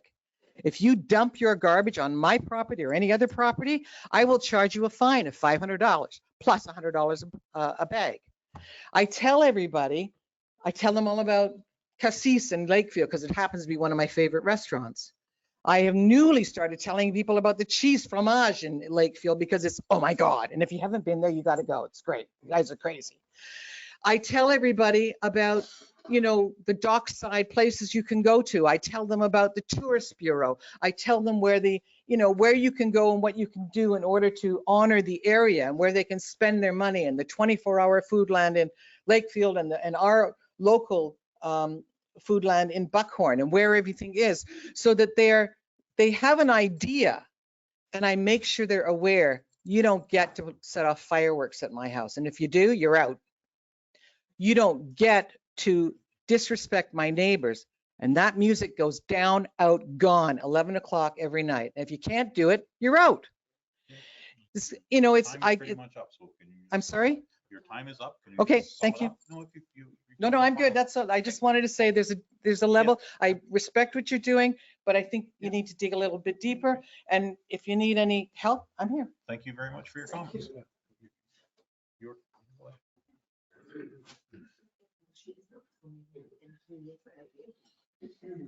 Hi, my name's Katie Ronan. I sit a little bit differently. Maybe some is the same. I both own an Airbnb short-term rental, and I have a cottage right next door. I purchased the rental from my parents. It's been in our family for 72 years. This sits deep within my heart. I could pick apart the bylaw. There's a lot of gaps in the bylaw. I've sent my notes in. I'm a water access only property. I meet every single guest I bring in. I take them out. It's me. I hire electricians, plumbers, contractors to upgrade my property. I keep my property at a much higher standard than I do my own cottage. I spend more time over there working, upgrading it. I understand what everybody's saying. I have had bad renters. I have ask them to leave. I've had great renters. I've met some incredible people that love the area. I am for a bylaw. It is a bylaw, but how is it going to be enforced? And who's to say, like this lady had, just a complaining neighbor? My idea of fun is actually much more fun in my idea than my renters. My renters are usually the quietest people. I've thrown parties, 30, 40 people. I've had music going all night long. I've looked over at my renters. It's quiet, it's shut down because I vet them. What we're talking about is responsible ownership. It's responsible dog ownership. It's a responsible property ownership. It's ownership. We need to make sure whenever we're doing something, we're not upsetting our neighbors. We don't want to upset our neighbors. I have a guy across from me, seems like a great guy. He drives his boat 10 feet off my dock, throws a huge wake every single time. He pulls in Friday night, lights. He's got lights going up into the trees. He's got lights everywhere. I like to look at the stars. It's annoying. My job is to talk to him as a neighbor, to get that relationship going. To me, this is responsible ownership. This bylaw, it's got gaps. How do I provide 2 parking spots? I'm an island. Any ideas from anyone? Because I'm not sure how to get a car onto my island. This could potentially shut me down. I could have to sell a property that's been in my family for 72 years. I've asked people here and it's kind of been like, well, that just won't matter. Well, it won't matter until my neighbor decides it matters and complains and says she doesn't have a parking spot. So then out comes the bylaw officer because, hey, they show up when they want to.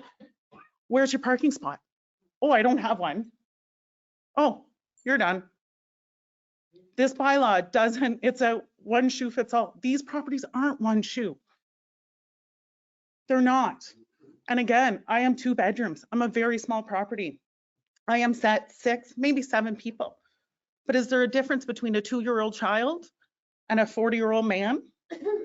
A 7-year-old? So yeah, we have a pull-out couch. We sleep 6 in 2 bedrooms. Myself, I have a 3-bedroom cottage. I can sleep 18. Sorry. Okay. No, thank you, Kay, for your comments. We've got to hear every perspective, and that's what we're here for. This is why we have a public meeting, so we can hear everybody's concerns and things, and we might be able to make some changes. One second, we have one person over here. Please go ahead. I think we'll let everybody have the first try, and then if there's time, we'll let you come up again. Hi there. My name is Kathy Sokolowski. Do you need me to spell that? I think we certainly do. Okay. Sokolowski. I'm on Buckhorn Lake, and a little bit of background about myself. My husband and I purchased a lot off Buckhorn Lake, and at that time rates were low, and we were going to build something. He's pretty handy, and he said, "Okay, let's build a house." And so we built this house, and right after we started building, both of us lost our job because the company we worked for together closed. And so at that time, it was no longer like one of the comments that somebody said, these people make a lot of money.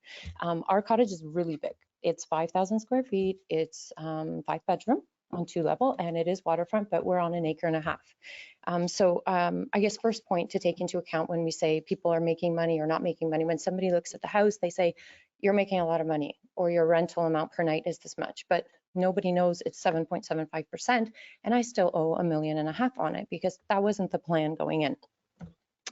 Now, who's going to buy this house if I put it up for sale for a family if we cap the maximum at 10 people? And so our concern is that we want to, after the 2 years that we were there originally, we started renting because there was nothing we could do once it was built. And so I think that the maximum 10 matters in terms of size. If we cap 10 to keep noise down, we may have difficulty where we are encouraging people to go to Kawartha Lakes. And I did take a look at their bylaws in terms of people. They have children under 15, which wouldn't be counted towards it, and it would be 10 plus 2. And I think that depended on variances. That's important because whether you have a smaller cottage or larger cottage, we're discouraging multi-families to come together. So throughout summer, we have only families with children that come. We don't have any young people. Everybody's coming there just to enjoy their time. If no more than 2 families or grandparents can't join, they'll simply go across the lake, and I border Kawartha Lakes.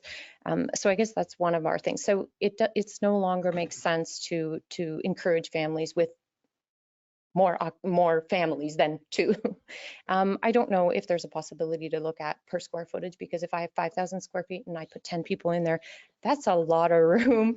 Most of the time, like I've had people at my own cottage and we've had over 20, 25 people, and there's lots of room. Our bedrooms are twice the size of my principal residence. And so I guess my concern is that we're driving out tourism, travel and tourism. And so even when we look here in this room, who are the people that are residing here? I took a look at County of Peterborough, and they talk about that the age or the median age of our population is over 50. Who is going to replenish us? And who's going to keep our economy viable? Who's going to encourage families to come and move here if it's not people who are from travel and tourism? So I think that if we shut that curtain down and we say, go next door, that township is going to grow and we're going to diminish. I disagree with one of the comments in terms of value houses going down next to Airbnbs. The house we built, even if it was worth the 1.5 million, it significantly brought up everybody else's value on the street. And having a lot of crappy homes or homes in disrepair, because yes, it's a short-term rental, but we do advertise one of the platforms is Airbnb. There's a really big standard there. And if you want people to come, you have to take care of it. So the lawn is mowed every week, the garbage is taken care of, everything is planted, everything is at top of the line. When people walk by, they're in awe. It's a beautiful property. Managing these guests, managing these bylaws. I have really good neighbors, by the way. I'm next to a resort, right next to it. It is really loud. People have campfires until any time. The cabins are it's a cabin resort. There's cabins everywhere. It is what it is. I see the families going there. They're a little bit louder. My neighbor on the other side, it's June. He always celebrates Father's Day. It's a bunch of 60 plus men who drink, scream, run around the property all night for Father's Day. It's fine. Like we used to be a community, and I can sympathize with the people who it's happening to every weekend. But there are these oddities, and they will happen, and they'll happen to the better of us, even residents. So I think it's important to note that one set of people can be loud, another set of people cannot be loud. So I think notoriously loud is important. And so the demerit system, I think, will address that. I am worried about the 2 calls. I don't know if that's just noise. I've never had a complaint, by the way. So I'm not in that category, but I do sympathize with people who have neighbors who, for example, might call because they are dead set that, you know what, I don't want this. I'm here to retire. My plan was different. And now people come in and I don't know them. I'm not comfortable. So I understand we're going out of that zone. But who's the arbiter of truth there, or to determine? Because if somebody's subjected to that, they can lose their property based on 2 phone calls. And so is there a tracking system to see how much are certain people abusing the system to call in? Because if it's the same neighbor calling in and every time you call, the bylaw turns out not to be solidified, is there a penalty system for that? I mean, I'm not saying for myself, but I have heard that it can be troublesome. And how do we discourage that? Maybe. Okay, Kathy, your 5 minutes is up. If you could just sum up. One quick second. I think it might be possible where there are really difficult situations to invite people maybe to like a mediation, just to say, okay, this is how many complaints you have. We are going to either revoke your license or whatever, or, you know, this neighbor is complaining all the time and there's nothing ever happening and we can't continue like this. So maybe draw some. But it's a suggestion to try and work out, I think, the difficult situations, which personally I won't be in, but I think they'll be coming your way. Thank you. Thank you very much. That's an idea. That's some way to mediate the issues. Okay, who's next? Want to put their hand up? Or you've been up once? Yeah. Yeah, sorry. In a minute, go ahead. Do we have more online? Okay, we're going to take you and then we're going to go online for a few. Hi, my name is Vivian Santiago. Should I spell that too? I think so. So S Vivian, so Viviane, and last name is Santiago. Okay, so we in that kind of a, it's interesting because we got a property which is, a fairly sizable property for our family, right? It's a big, property that we want to enjoy as a family. Of course, COVID came, situations change, we got to rent, right? It's very important for us to, generate the income and have guests that will treat our cottage as a, like a family cottage, but also we need to also, be respectful of the neighborhood. And we understand that, right? We know all our neighbors. We make sure that we are, very supportive of, if there's a complaint, comes to us, let us know. Thankfully, we never had an issue. But again, it's a property that we, unfortunately, we don't have the, the luxury of having heritage or have had, grandparents passing anything down to us. So we need to afford this property, and short-term rental is the way we can afford, right? So I have a couple questions because, reading the bylaw, it can be very restrictive, right? I'll give an example. Like just my family alone, when we're there, we're 15 plus people, right? That's easy. But implementing a rule that limits a number of and I mean, I'm counting, I have 2 little kids, right? I'm counting my little kids. How can a family afford to travel anywhere if it's so restrictive, like numbers of bedrooms, like you restricting 2 per bedroom, right? A family like me, I cannot afford going anywhere, right? I mean, that alone cuts a lot of short-term rentals families that we want to bring to the neighborhood versus the the parties versus the adults that will come and jam 20 people in a property, right?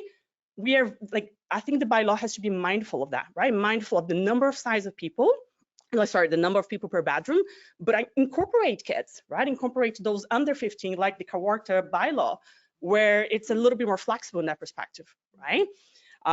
Again, if that is not there, then you end up on the other scale where you now have to jam a lot of people, a lot of adults to make up for the money, right? That people have to pay for the rental. So that was one of the points. The other thing I wanted to chat is because we have a very unique property, right? And even through the application process, are we as owners going to have an opportunity to speak with, whoever is part of this, this process to explain our situation, explain what do we have, the property that we have, what do we have to do to comply before we just send a blank application and here you go, hope for the best or let's, see what happens, right? Do we have an opportunity to come and talk individually about the situation? Because again, I bought a property that is large enough, right? But if I cannot use that property as a large enough property, what are my choices, right? Is it to sell? Is it to move? What are my choices, right? Again, I totally respect that, we would not want to live next door to a party house too, right? I respect that. But I also think that, being a conscious, there has to be a rule there where everyone is accountable, right? It shouldn't just be a short-term rental. It should be everyone has to be accountable and a system that is fair for everyone. I think someone spoke early on via the call. Is the same situation, right? Like we gotta have, it's not one rule just for short-term rental and not a rule for everyone else, right? My last point would be, how is the, first of all, there's a huge misconception about short-term rentals and Airbnb, right? Like for those that don't understand, Airbnb is just a platform, right? Like we have people and we know of people that rent privately as a good example. How are they gonna be enforced, right? We know of our neighbors that have one person that it's, again, very, very old and the entire family uses, they pay money on the side, right? But again, how are they going to be enforced, right? How am I enforced by my, weeks here and there that I rent throughout the year, but they not? But then meanwhile, there's cash flowing behind the scenes, but no one's seeing that, right? Because they're not paying a license fee, they doing everything privately. There's no regulation to those individuals, right? So I think, my point is how are we going to make this very fair to short-term rentals, residents, have again, a bylaw is a bylaw. It's important for a reason, right? But how do we make it fair for everyone? So, people like us, we can afford and we can, potentially live here one day and retire and be like many people that are here, right? Like that's our plan. But to afford that, we need a reasonable bylaw, right? We need something that is reasonable. I think this is it. It looks like I have 23 seconds, but I think I got it, right? And again, I'm very, passionate because we want to, this is a long-term plan for us. But if a bylaw is so restrictive, like it becomes very difficult, right, for families like us to operate. Like it becomes practically impossible to run like a sizable property if the regulations are so strict, right? And again, we'll drive families away, which is what we want, to avoid the noise, to avoid the chaos, the parties, the drinking, late at night, and God knows what else goes on, right? Like you have to make it affordable for families. And that restriction of 2 people per bedroom, and including children on that, like it is just so restrictive, right? I mean, like an infant, what harm an infant would do? And by the way, those families are the best families to have because they go to bed super early at night, right? I know I have to. So Thank you, Vivian. Thank you for your comments. Greatly appreciated. Okay, we're going to go online for 2 or 3, I think. I have Janet and Doug Dines. I'm unmuting you. Janet, are you there?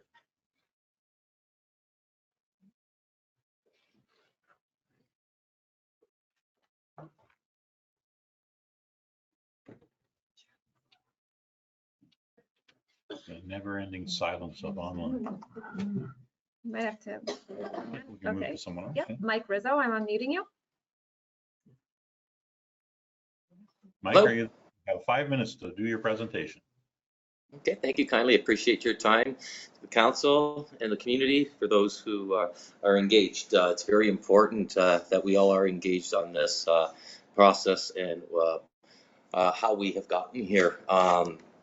I had recently submitted some comments and feedback, and I'm requesting that those my feedback be publicly provided to everyone, and that the working group address the questions and the comments, because within 5 minutes there's not hope that we could get through everything, but I believe that there are a lot of legitimate questions, things that we have talked through this meeting that some have been addressed and some haven't. So I request that we can make that information, my message, publicly available, and for others to be able to review and understand the responses, because there are a lot of questions that we do need to consider here. I was present at the meeting about a month ago when council had indicated the rollout of the short-term rental process, and one of the questions that came up at council meeting was in regards to when the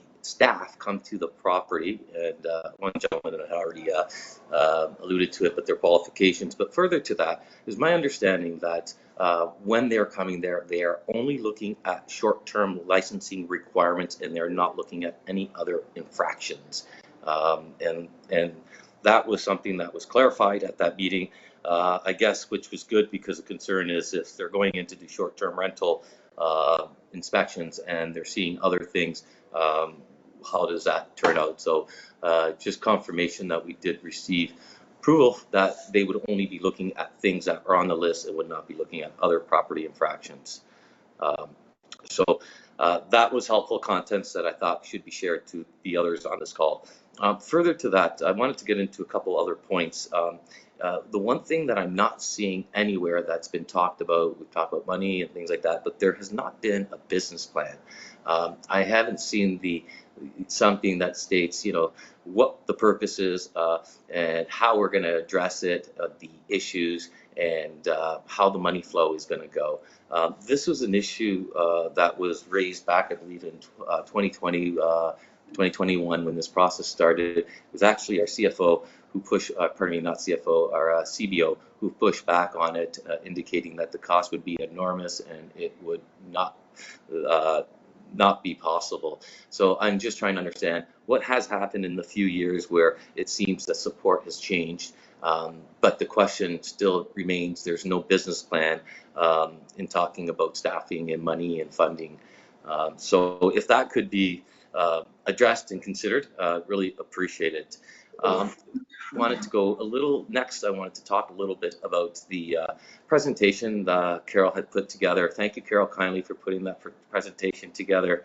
I remember as we've been going through this process, you have been, you and Janet at the time were big supporters of the short-term licensing requirements, which is a little bit different what you stated in the presentation. But what I found most interesting about your presentation was the data. the data and the messaging that came out of it, it's quite different from the information that I have found. I'll just allude to a couple points there. You had said that the growth in short-term rentals has doubled in the last couple of years. In fact, the data actually shows the opposite of it, and the trend has gone down, and actually short-term rentals are struggling to rent. So I was just trying to understand where you're getting your data from, and in terms of, because it's very important that your messaging and your presentation was very accurate. So I would like to understand further, to a follow-up to this meeting, the sources of your information and where they're coming from. Now, you also indicated there were, I believe, 39 complaints, but what I didn't understand was, are those 39 specific complaints that have officially been processed through the county and only about short-term rentals? We had gone through this in the past where, is it short-term rentals? Is it a complaint, and how it was put together? It seems to not be consistent. So that was something that I'd like to further understand, and maybe you guys can follow up on with that. I know I'm getting towards the end of this. So I will stop there in respect to the council and the committee, but there are a lot of other follow-ups that I do have, and I request that the working group provide all their minutes for how we got from 2022 to 2024, and we start considering engaging the community, because there is no communication there and how we've done things and how things have happened. So that's all in my email, so it'll be addressed. I'm gonna shut it down now. Thank you so much for the time. Thank you very much, Mike, for your comments. Greatly appreciate them.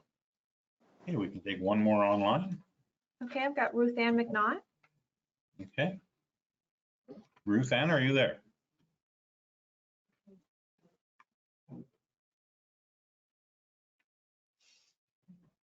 Hello?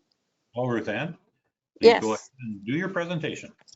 Oh, thank you. I won't take very much time. I'm Ruth Ann McNaught, MCNAUGHT, and I'm at 52 Spur 1A on Mississauga River.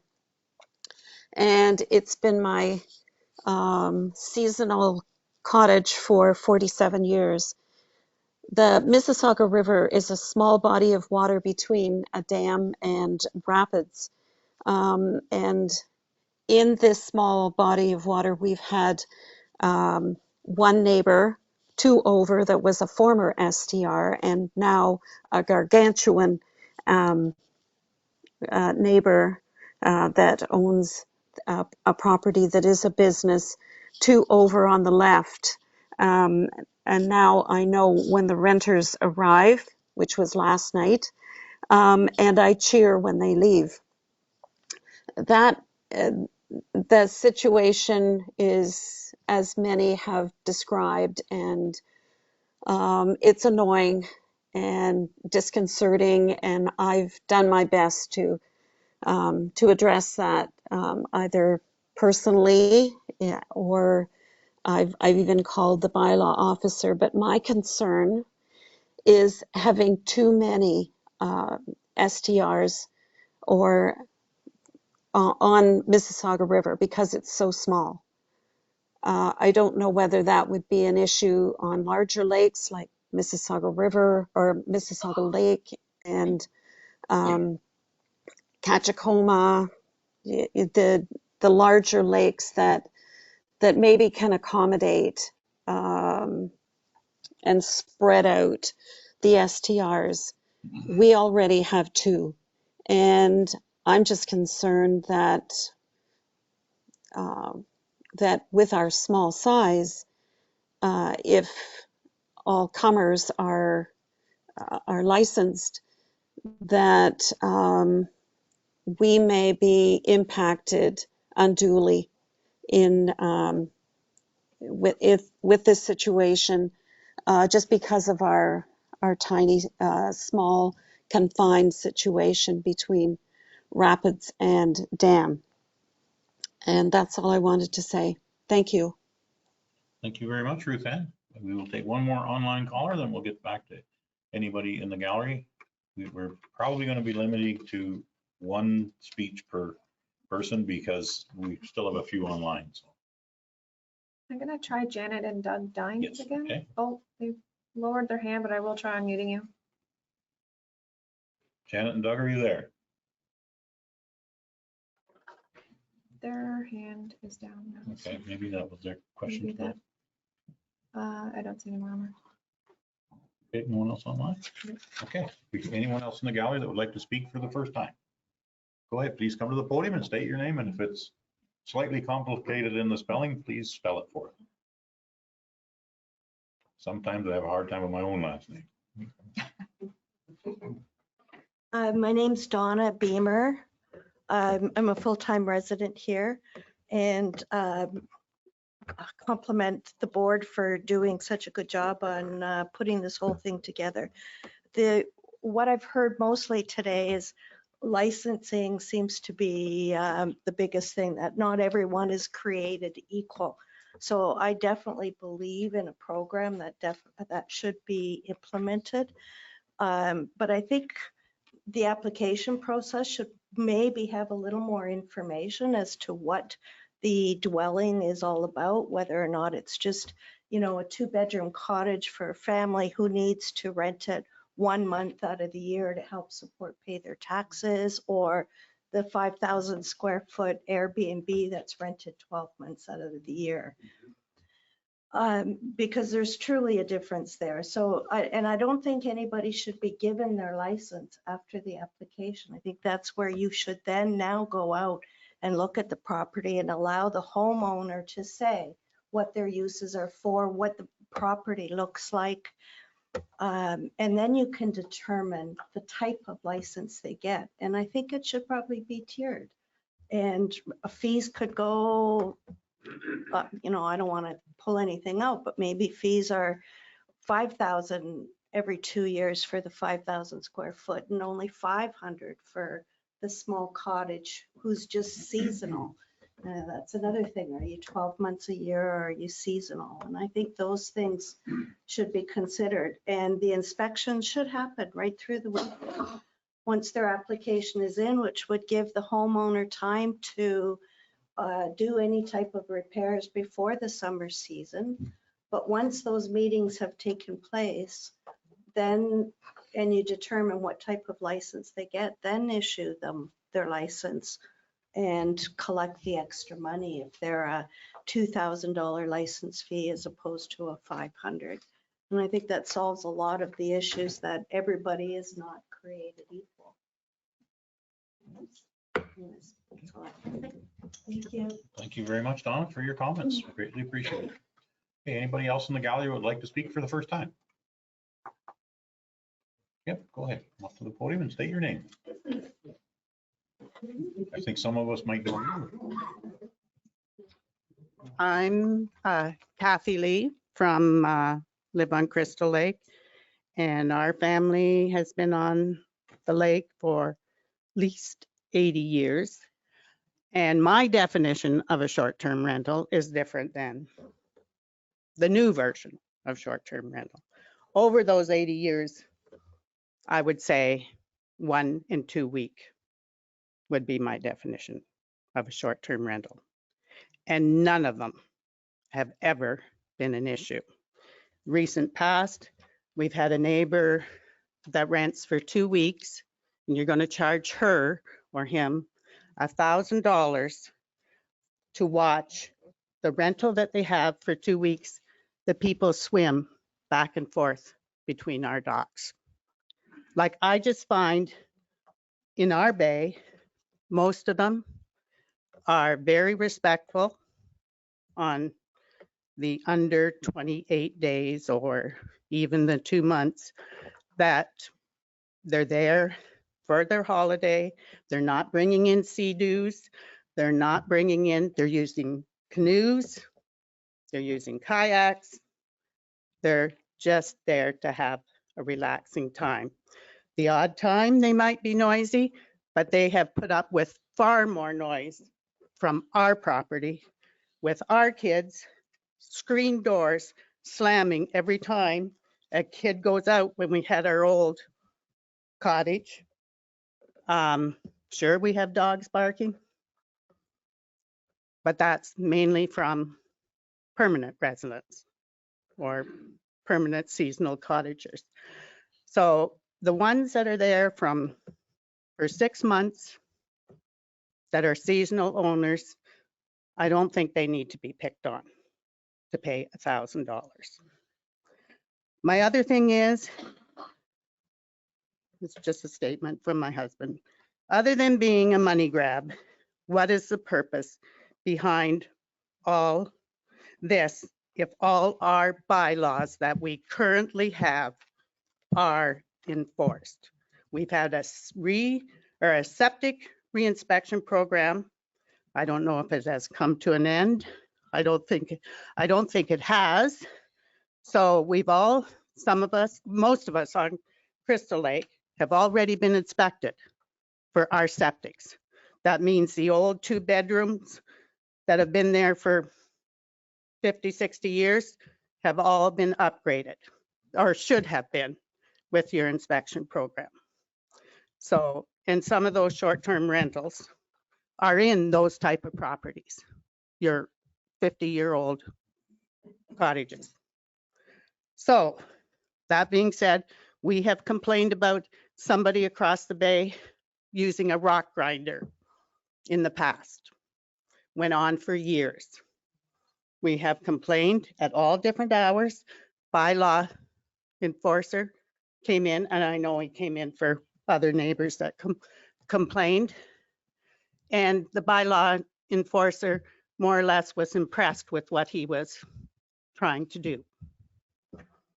So anyway, and about the complaints, are some of those complaints of reoffenders, like the same place? Are those complaints, say, 7 against 1 place? And really, what is our end goal in all of this? Are you just trying to make money? I'm sure you're going to hire a ton of people to enforce this program. Anyway, I'm just saying, from my experience of short-term rentals on our bay, it's the under 28 days. And I don't think somebody swimming back and forth in front of between cottages needs to pay $1,000. Thank you very much, Kathy. Slamming a screen door did bring up some memories. I must admit. And I got in trouble for that. Okay, thank you very much. Is there anyone, you've already had your chance. If there's anyone online who'd like to speak, I think we're running out of time anyway. Were we supposed to put it noonish? Okay. I'm not seeing any more online. Okay, there's no more online. Anyone else in the gallery that has not spoke before? I'm seeing none. We will maybe let 1 or 2 speak again if you want. Okay, wait, you haven't spoke, have you? Yeah. Okay, please come to the gallery.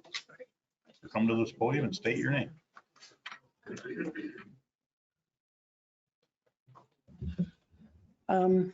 Hi, everybody. My name is Lynn Daly, and D-A-L-Y. I'm 66 years old. I've been coming here since I was 4 years old. This, like other speakers, this place is really my heart, right? And sorry. Just take your time. The thing that makes me a little sad about all this is that there's so many people of goodwill on so many parts of this community. And some of us, live in the city and we live and breathe to get away and to be here. And, in our case, our whole family, all the generations, we crammed ourselves into a little two-bedroom shack, right? And it was the dream of all of us to be able to have the grandparents there, the parents, the kids, and now there's like 4 generations. So foolishly, we knocked down like this, our little old cottage, finally. And we built a 5-bedroom cottage. And it means that grandmas, grandpas, the uncles, the cousins, all of us can be there.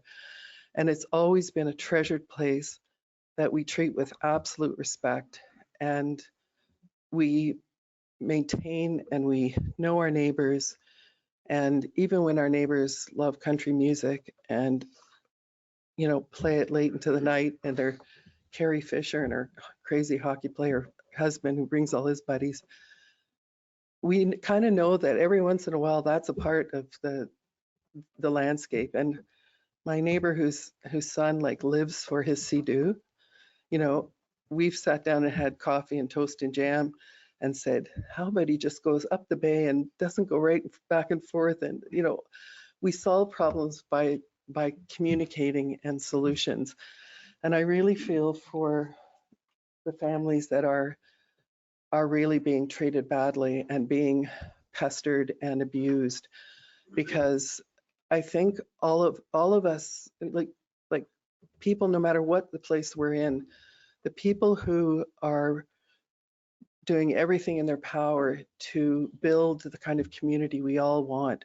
We all want a thriving community. We all want, you know, the generations to not have to leave. We want to be responsible and ethical. But I would love it if, you know, in this beautiful possibility of a democracy that we have, that we try to just like gain from the wisdom of all the different people, and not be so married to a timeline that forgets the mission, which is to be stewards of this sacred, beautiful place that we all have the heart for, and that we fine tune, we take into account an intergenerational hope for, you know, respecting, you know, intergenerational capacity here. And we do it to fine tune, to make sure that you know, like people are saying, bad actors or that are irresponsible. And I don't mean like some of the owners here who you can see, they may be having a bigger property, they may be, you know, accommodating more life, family, you know, important events. I would hate to feel the way I felt for the last 2 years, which is a pitting of communities against each other. We have so much more in common, and we have so much more to gain by being there for each other, really listening to what each other has to say and supporting the best outcomes, so that we don't threaten. Like, I feel threatened right now that if I have, you know, 12, 14 people, and with the kids and the babies and my granddaughter and another one coming, you know, how could I ask her friends when they come up? Because we have people who've been coming up for 10, 15, 20 years because they love the lake, but they could never afford this now.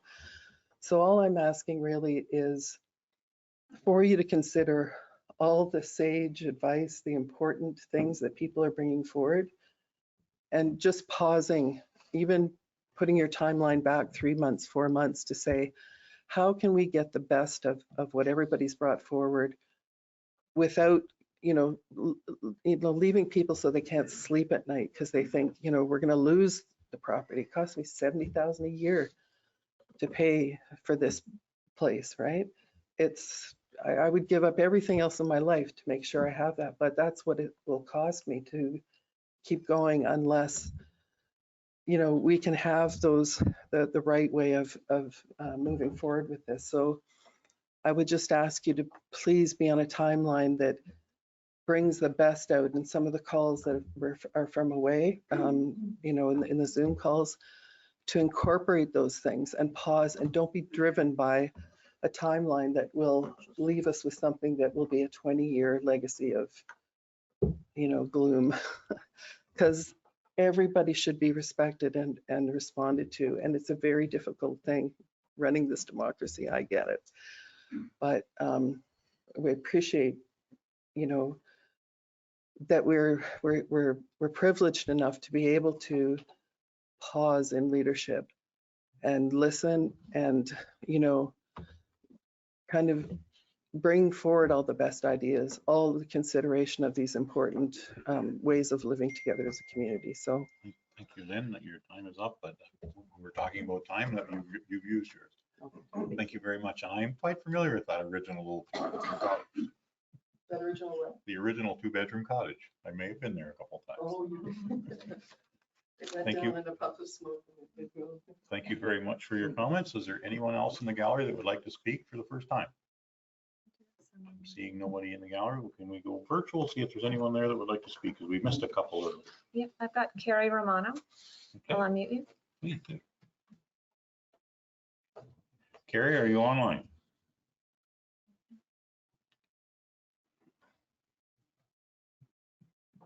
Hello, Carrie.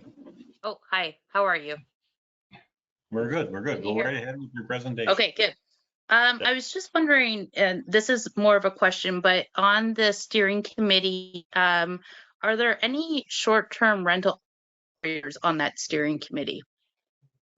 This is not really a question and answer period. We're more, please leave your comment and we will get back to you about it through staff. This is more about. All right, perfect. If somebody could get back to me, that would be great. Okay. But I do also want to say, since I still have some time, that I do agree with the last two people that came up and spoke about their experiences. Mhm. Thank you. Okay. Thank you very much for your comment. We'll try to get back to you. Okay, is there anyone else online, Lizzie? Seeing no hands there. Yeah, I'm gonna try Janet and Doug Dines again.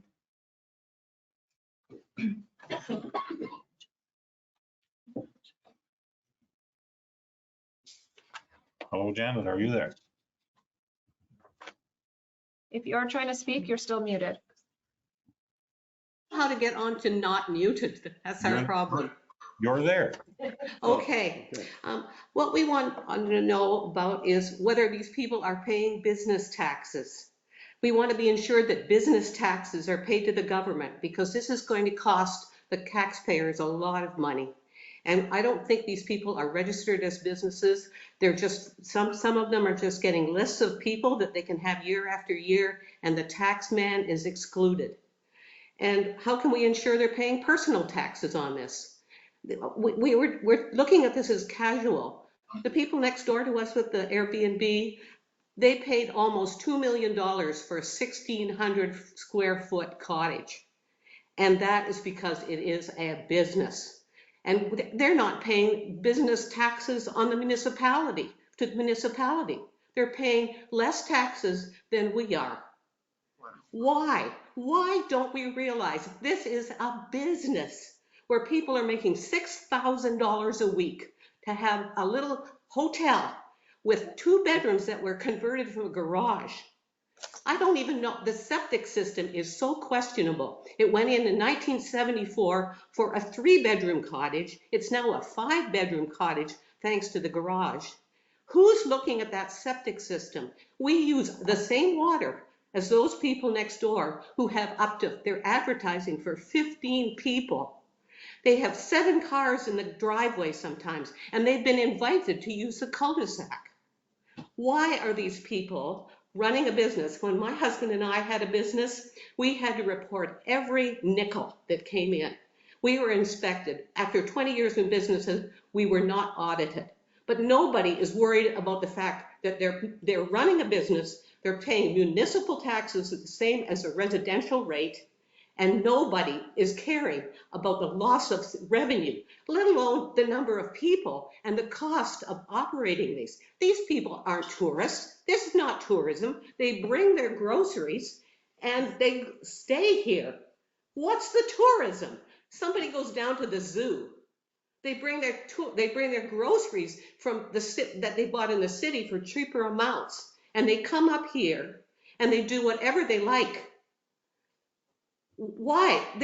Am I going to be the person that reports that their kids are out there on paddle boats without tethers? Am I going to be the person that calls in and says, there's 18 people here? I think I'd worry about my health if I was reporting everything that went on next door. But I expect that these people should be accountable for the money that they take in. And what about the minimum $2 million insurance? We live in a bush. We are surrounded by trees. they leave them firewood, these people. We've already called 3 times today because they have daytime burning. $2 million is not going to replace a subdivision if it burns down. And it's unbelievable that people could come up here and build fires in a bush. Is that not ridiculous? That that these strangers come in, and why are they left a garbage tag to go? They're running a business. If I ran a business and I didn't have some place for the garbage to go, should I go to the municipal garbage dump and dump my garbage from my business? Every week, they let those people take the garbage tags and do whatever they like. We're not looking at this. Is anybody checking these buildings to see if they have had alterations? Is anybody checking anything? Did they actually get a permit to put the dock in? Was the boathouse actually built with a permit? Like, everybody's trying to be nicey, but these people that are sitting there have had their lives disturbed gravely. And under Ontario rights, we have the right to have enjoyment of our property. These people do not have the Ontario rights. In British Columbia, these short-term rental people are paying 4% to the municipality. They should be paying money to the municipality. It's going to cost a lot of money to organize the restriction of what these people are doing. Don't pander to people who came up here, paid twice too much for a property so that they can have a business. And do we even know what's going on with all of these properties? Let's not be humored by people who are talking about the pleasure they get out of it, because it's a corporate thing with people. And that's what I have to say. Well, Janet, thank you very much for your comments. We'll get them wrote down and get back to you on that. Okay. Thank you. 12. Thank you. It's a little after 12. We said this was going to last 2 hours. So is anybody else that hasn't spoke would like to speak? I'm seeing none. If you would like to join us on the 13th for more comments, or please send comments into our clerk. I just have one quick comment before I. Okay, well, you're running out the door. 1 minute. I just want to make a quick update because you responded to the municipality coming out for the bylaw and enforcing it. I didn't say enforce. I said come out. Coming out. However, I called when my neighbor who had just moved was blasting dynamite on a Sunday morning, 7 a.m.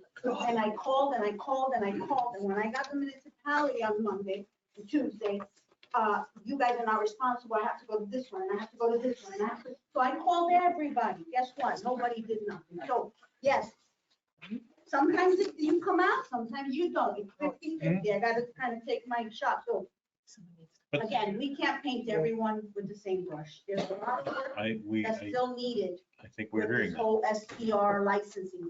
Not everyone can be painted with the same brush because I sympathize with those who are doing the right thing, but clearly there are businesses operating for purposes of tax reasons, but they're small. But there's businesses that are operating that are big short-term rentals that are affecting the day-to-day lives of those neighbors around us. Thank you very much for your comments. Is there anyone else that hasn't spoke that would like to speak? I'm seeing no hands. I will try and find my agenda now. Okay, we are all finished. Thank you very much for attending. And if you have, there's another session like this on the 13th of June at 6 o'clock. So please tell your friends and neighbors to come and talk to us. That's what we're here for. I will now go on to item 5 of our agenda and call this meeting adjourned. Thank you, everyone. Thank you, staff, for giving up time on the weekend.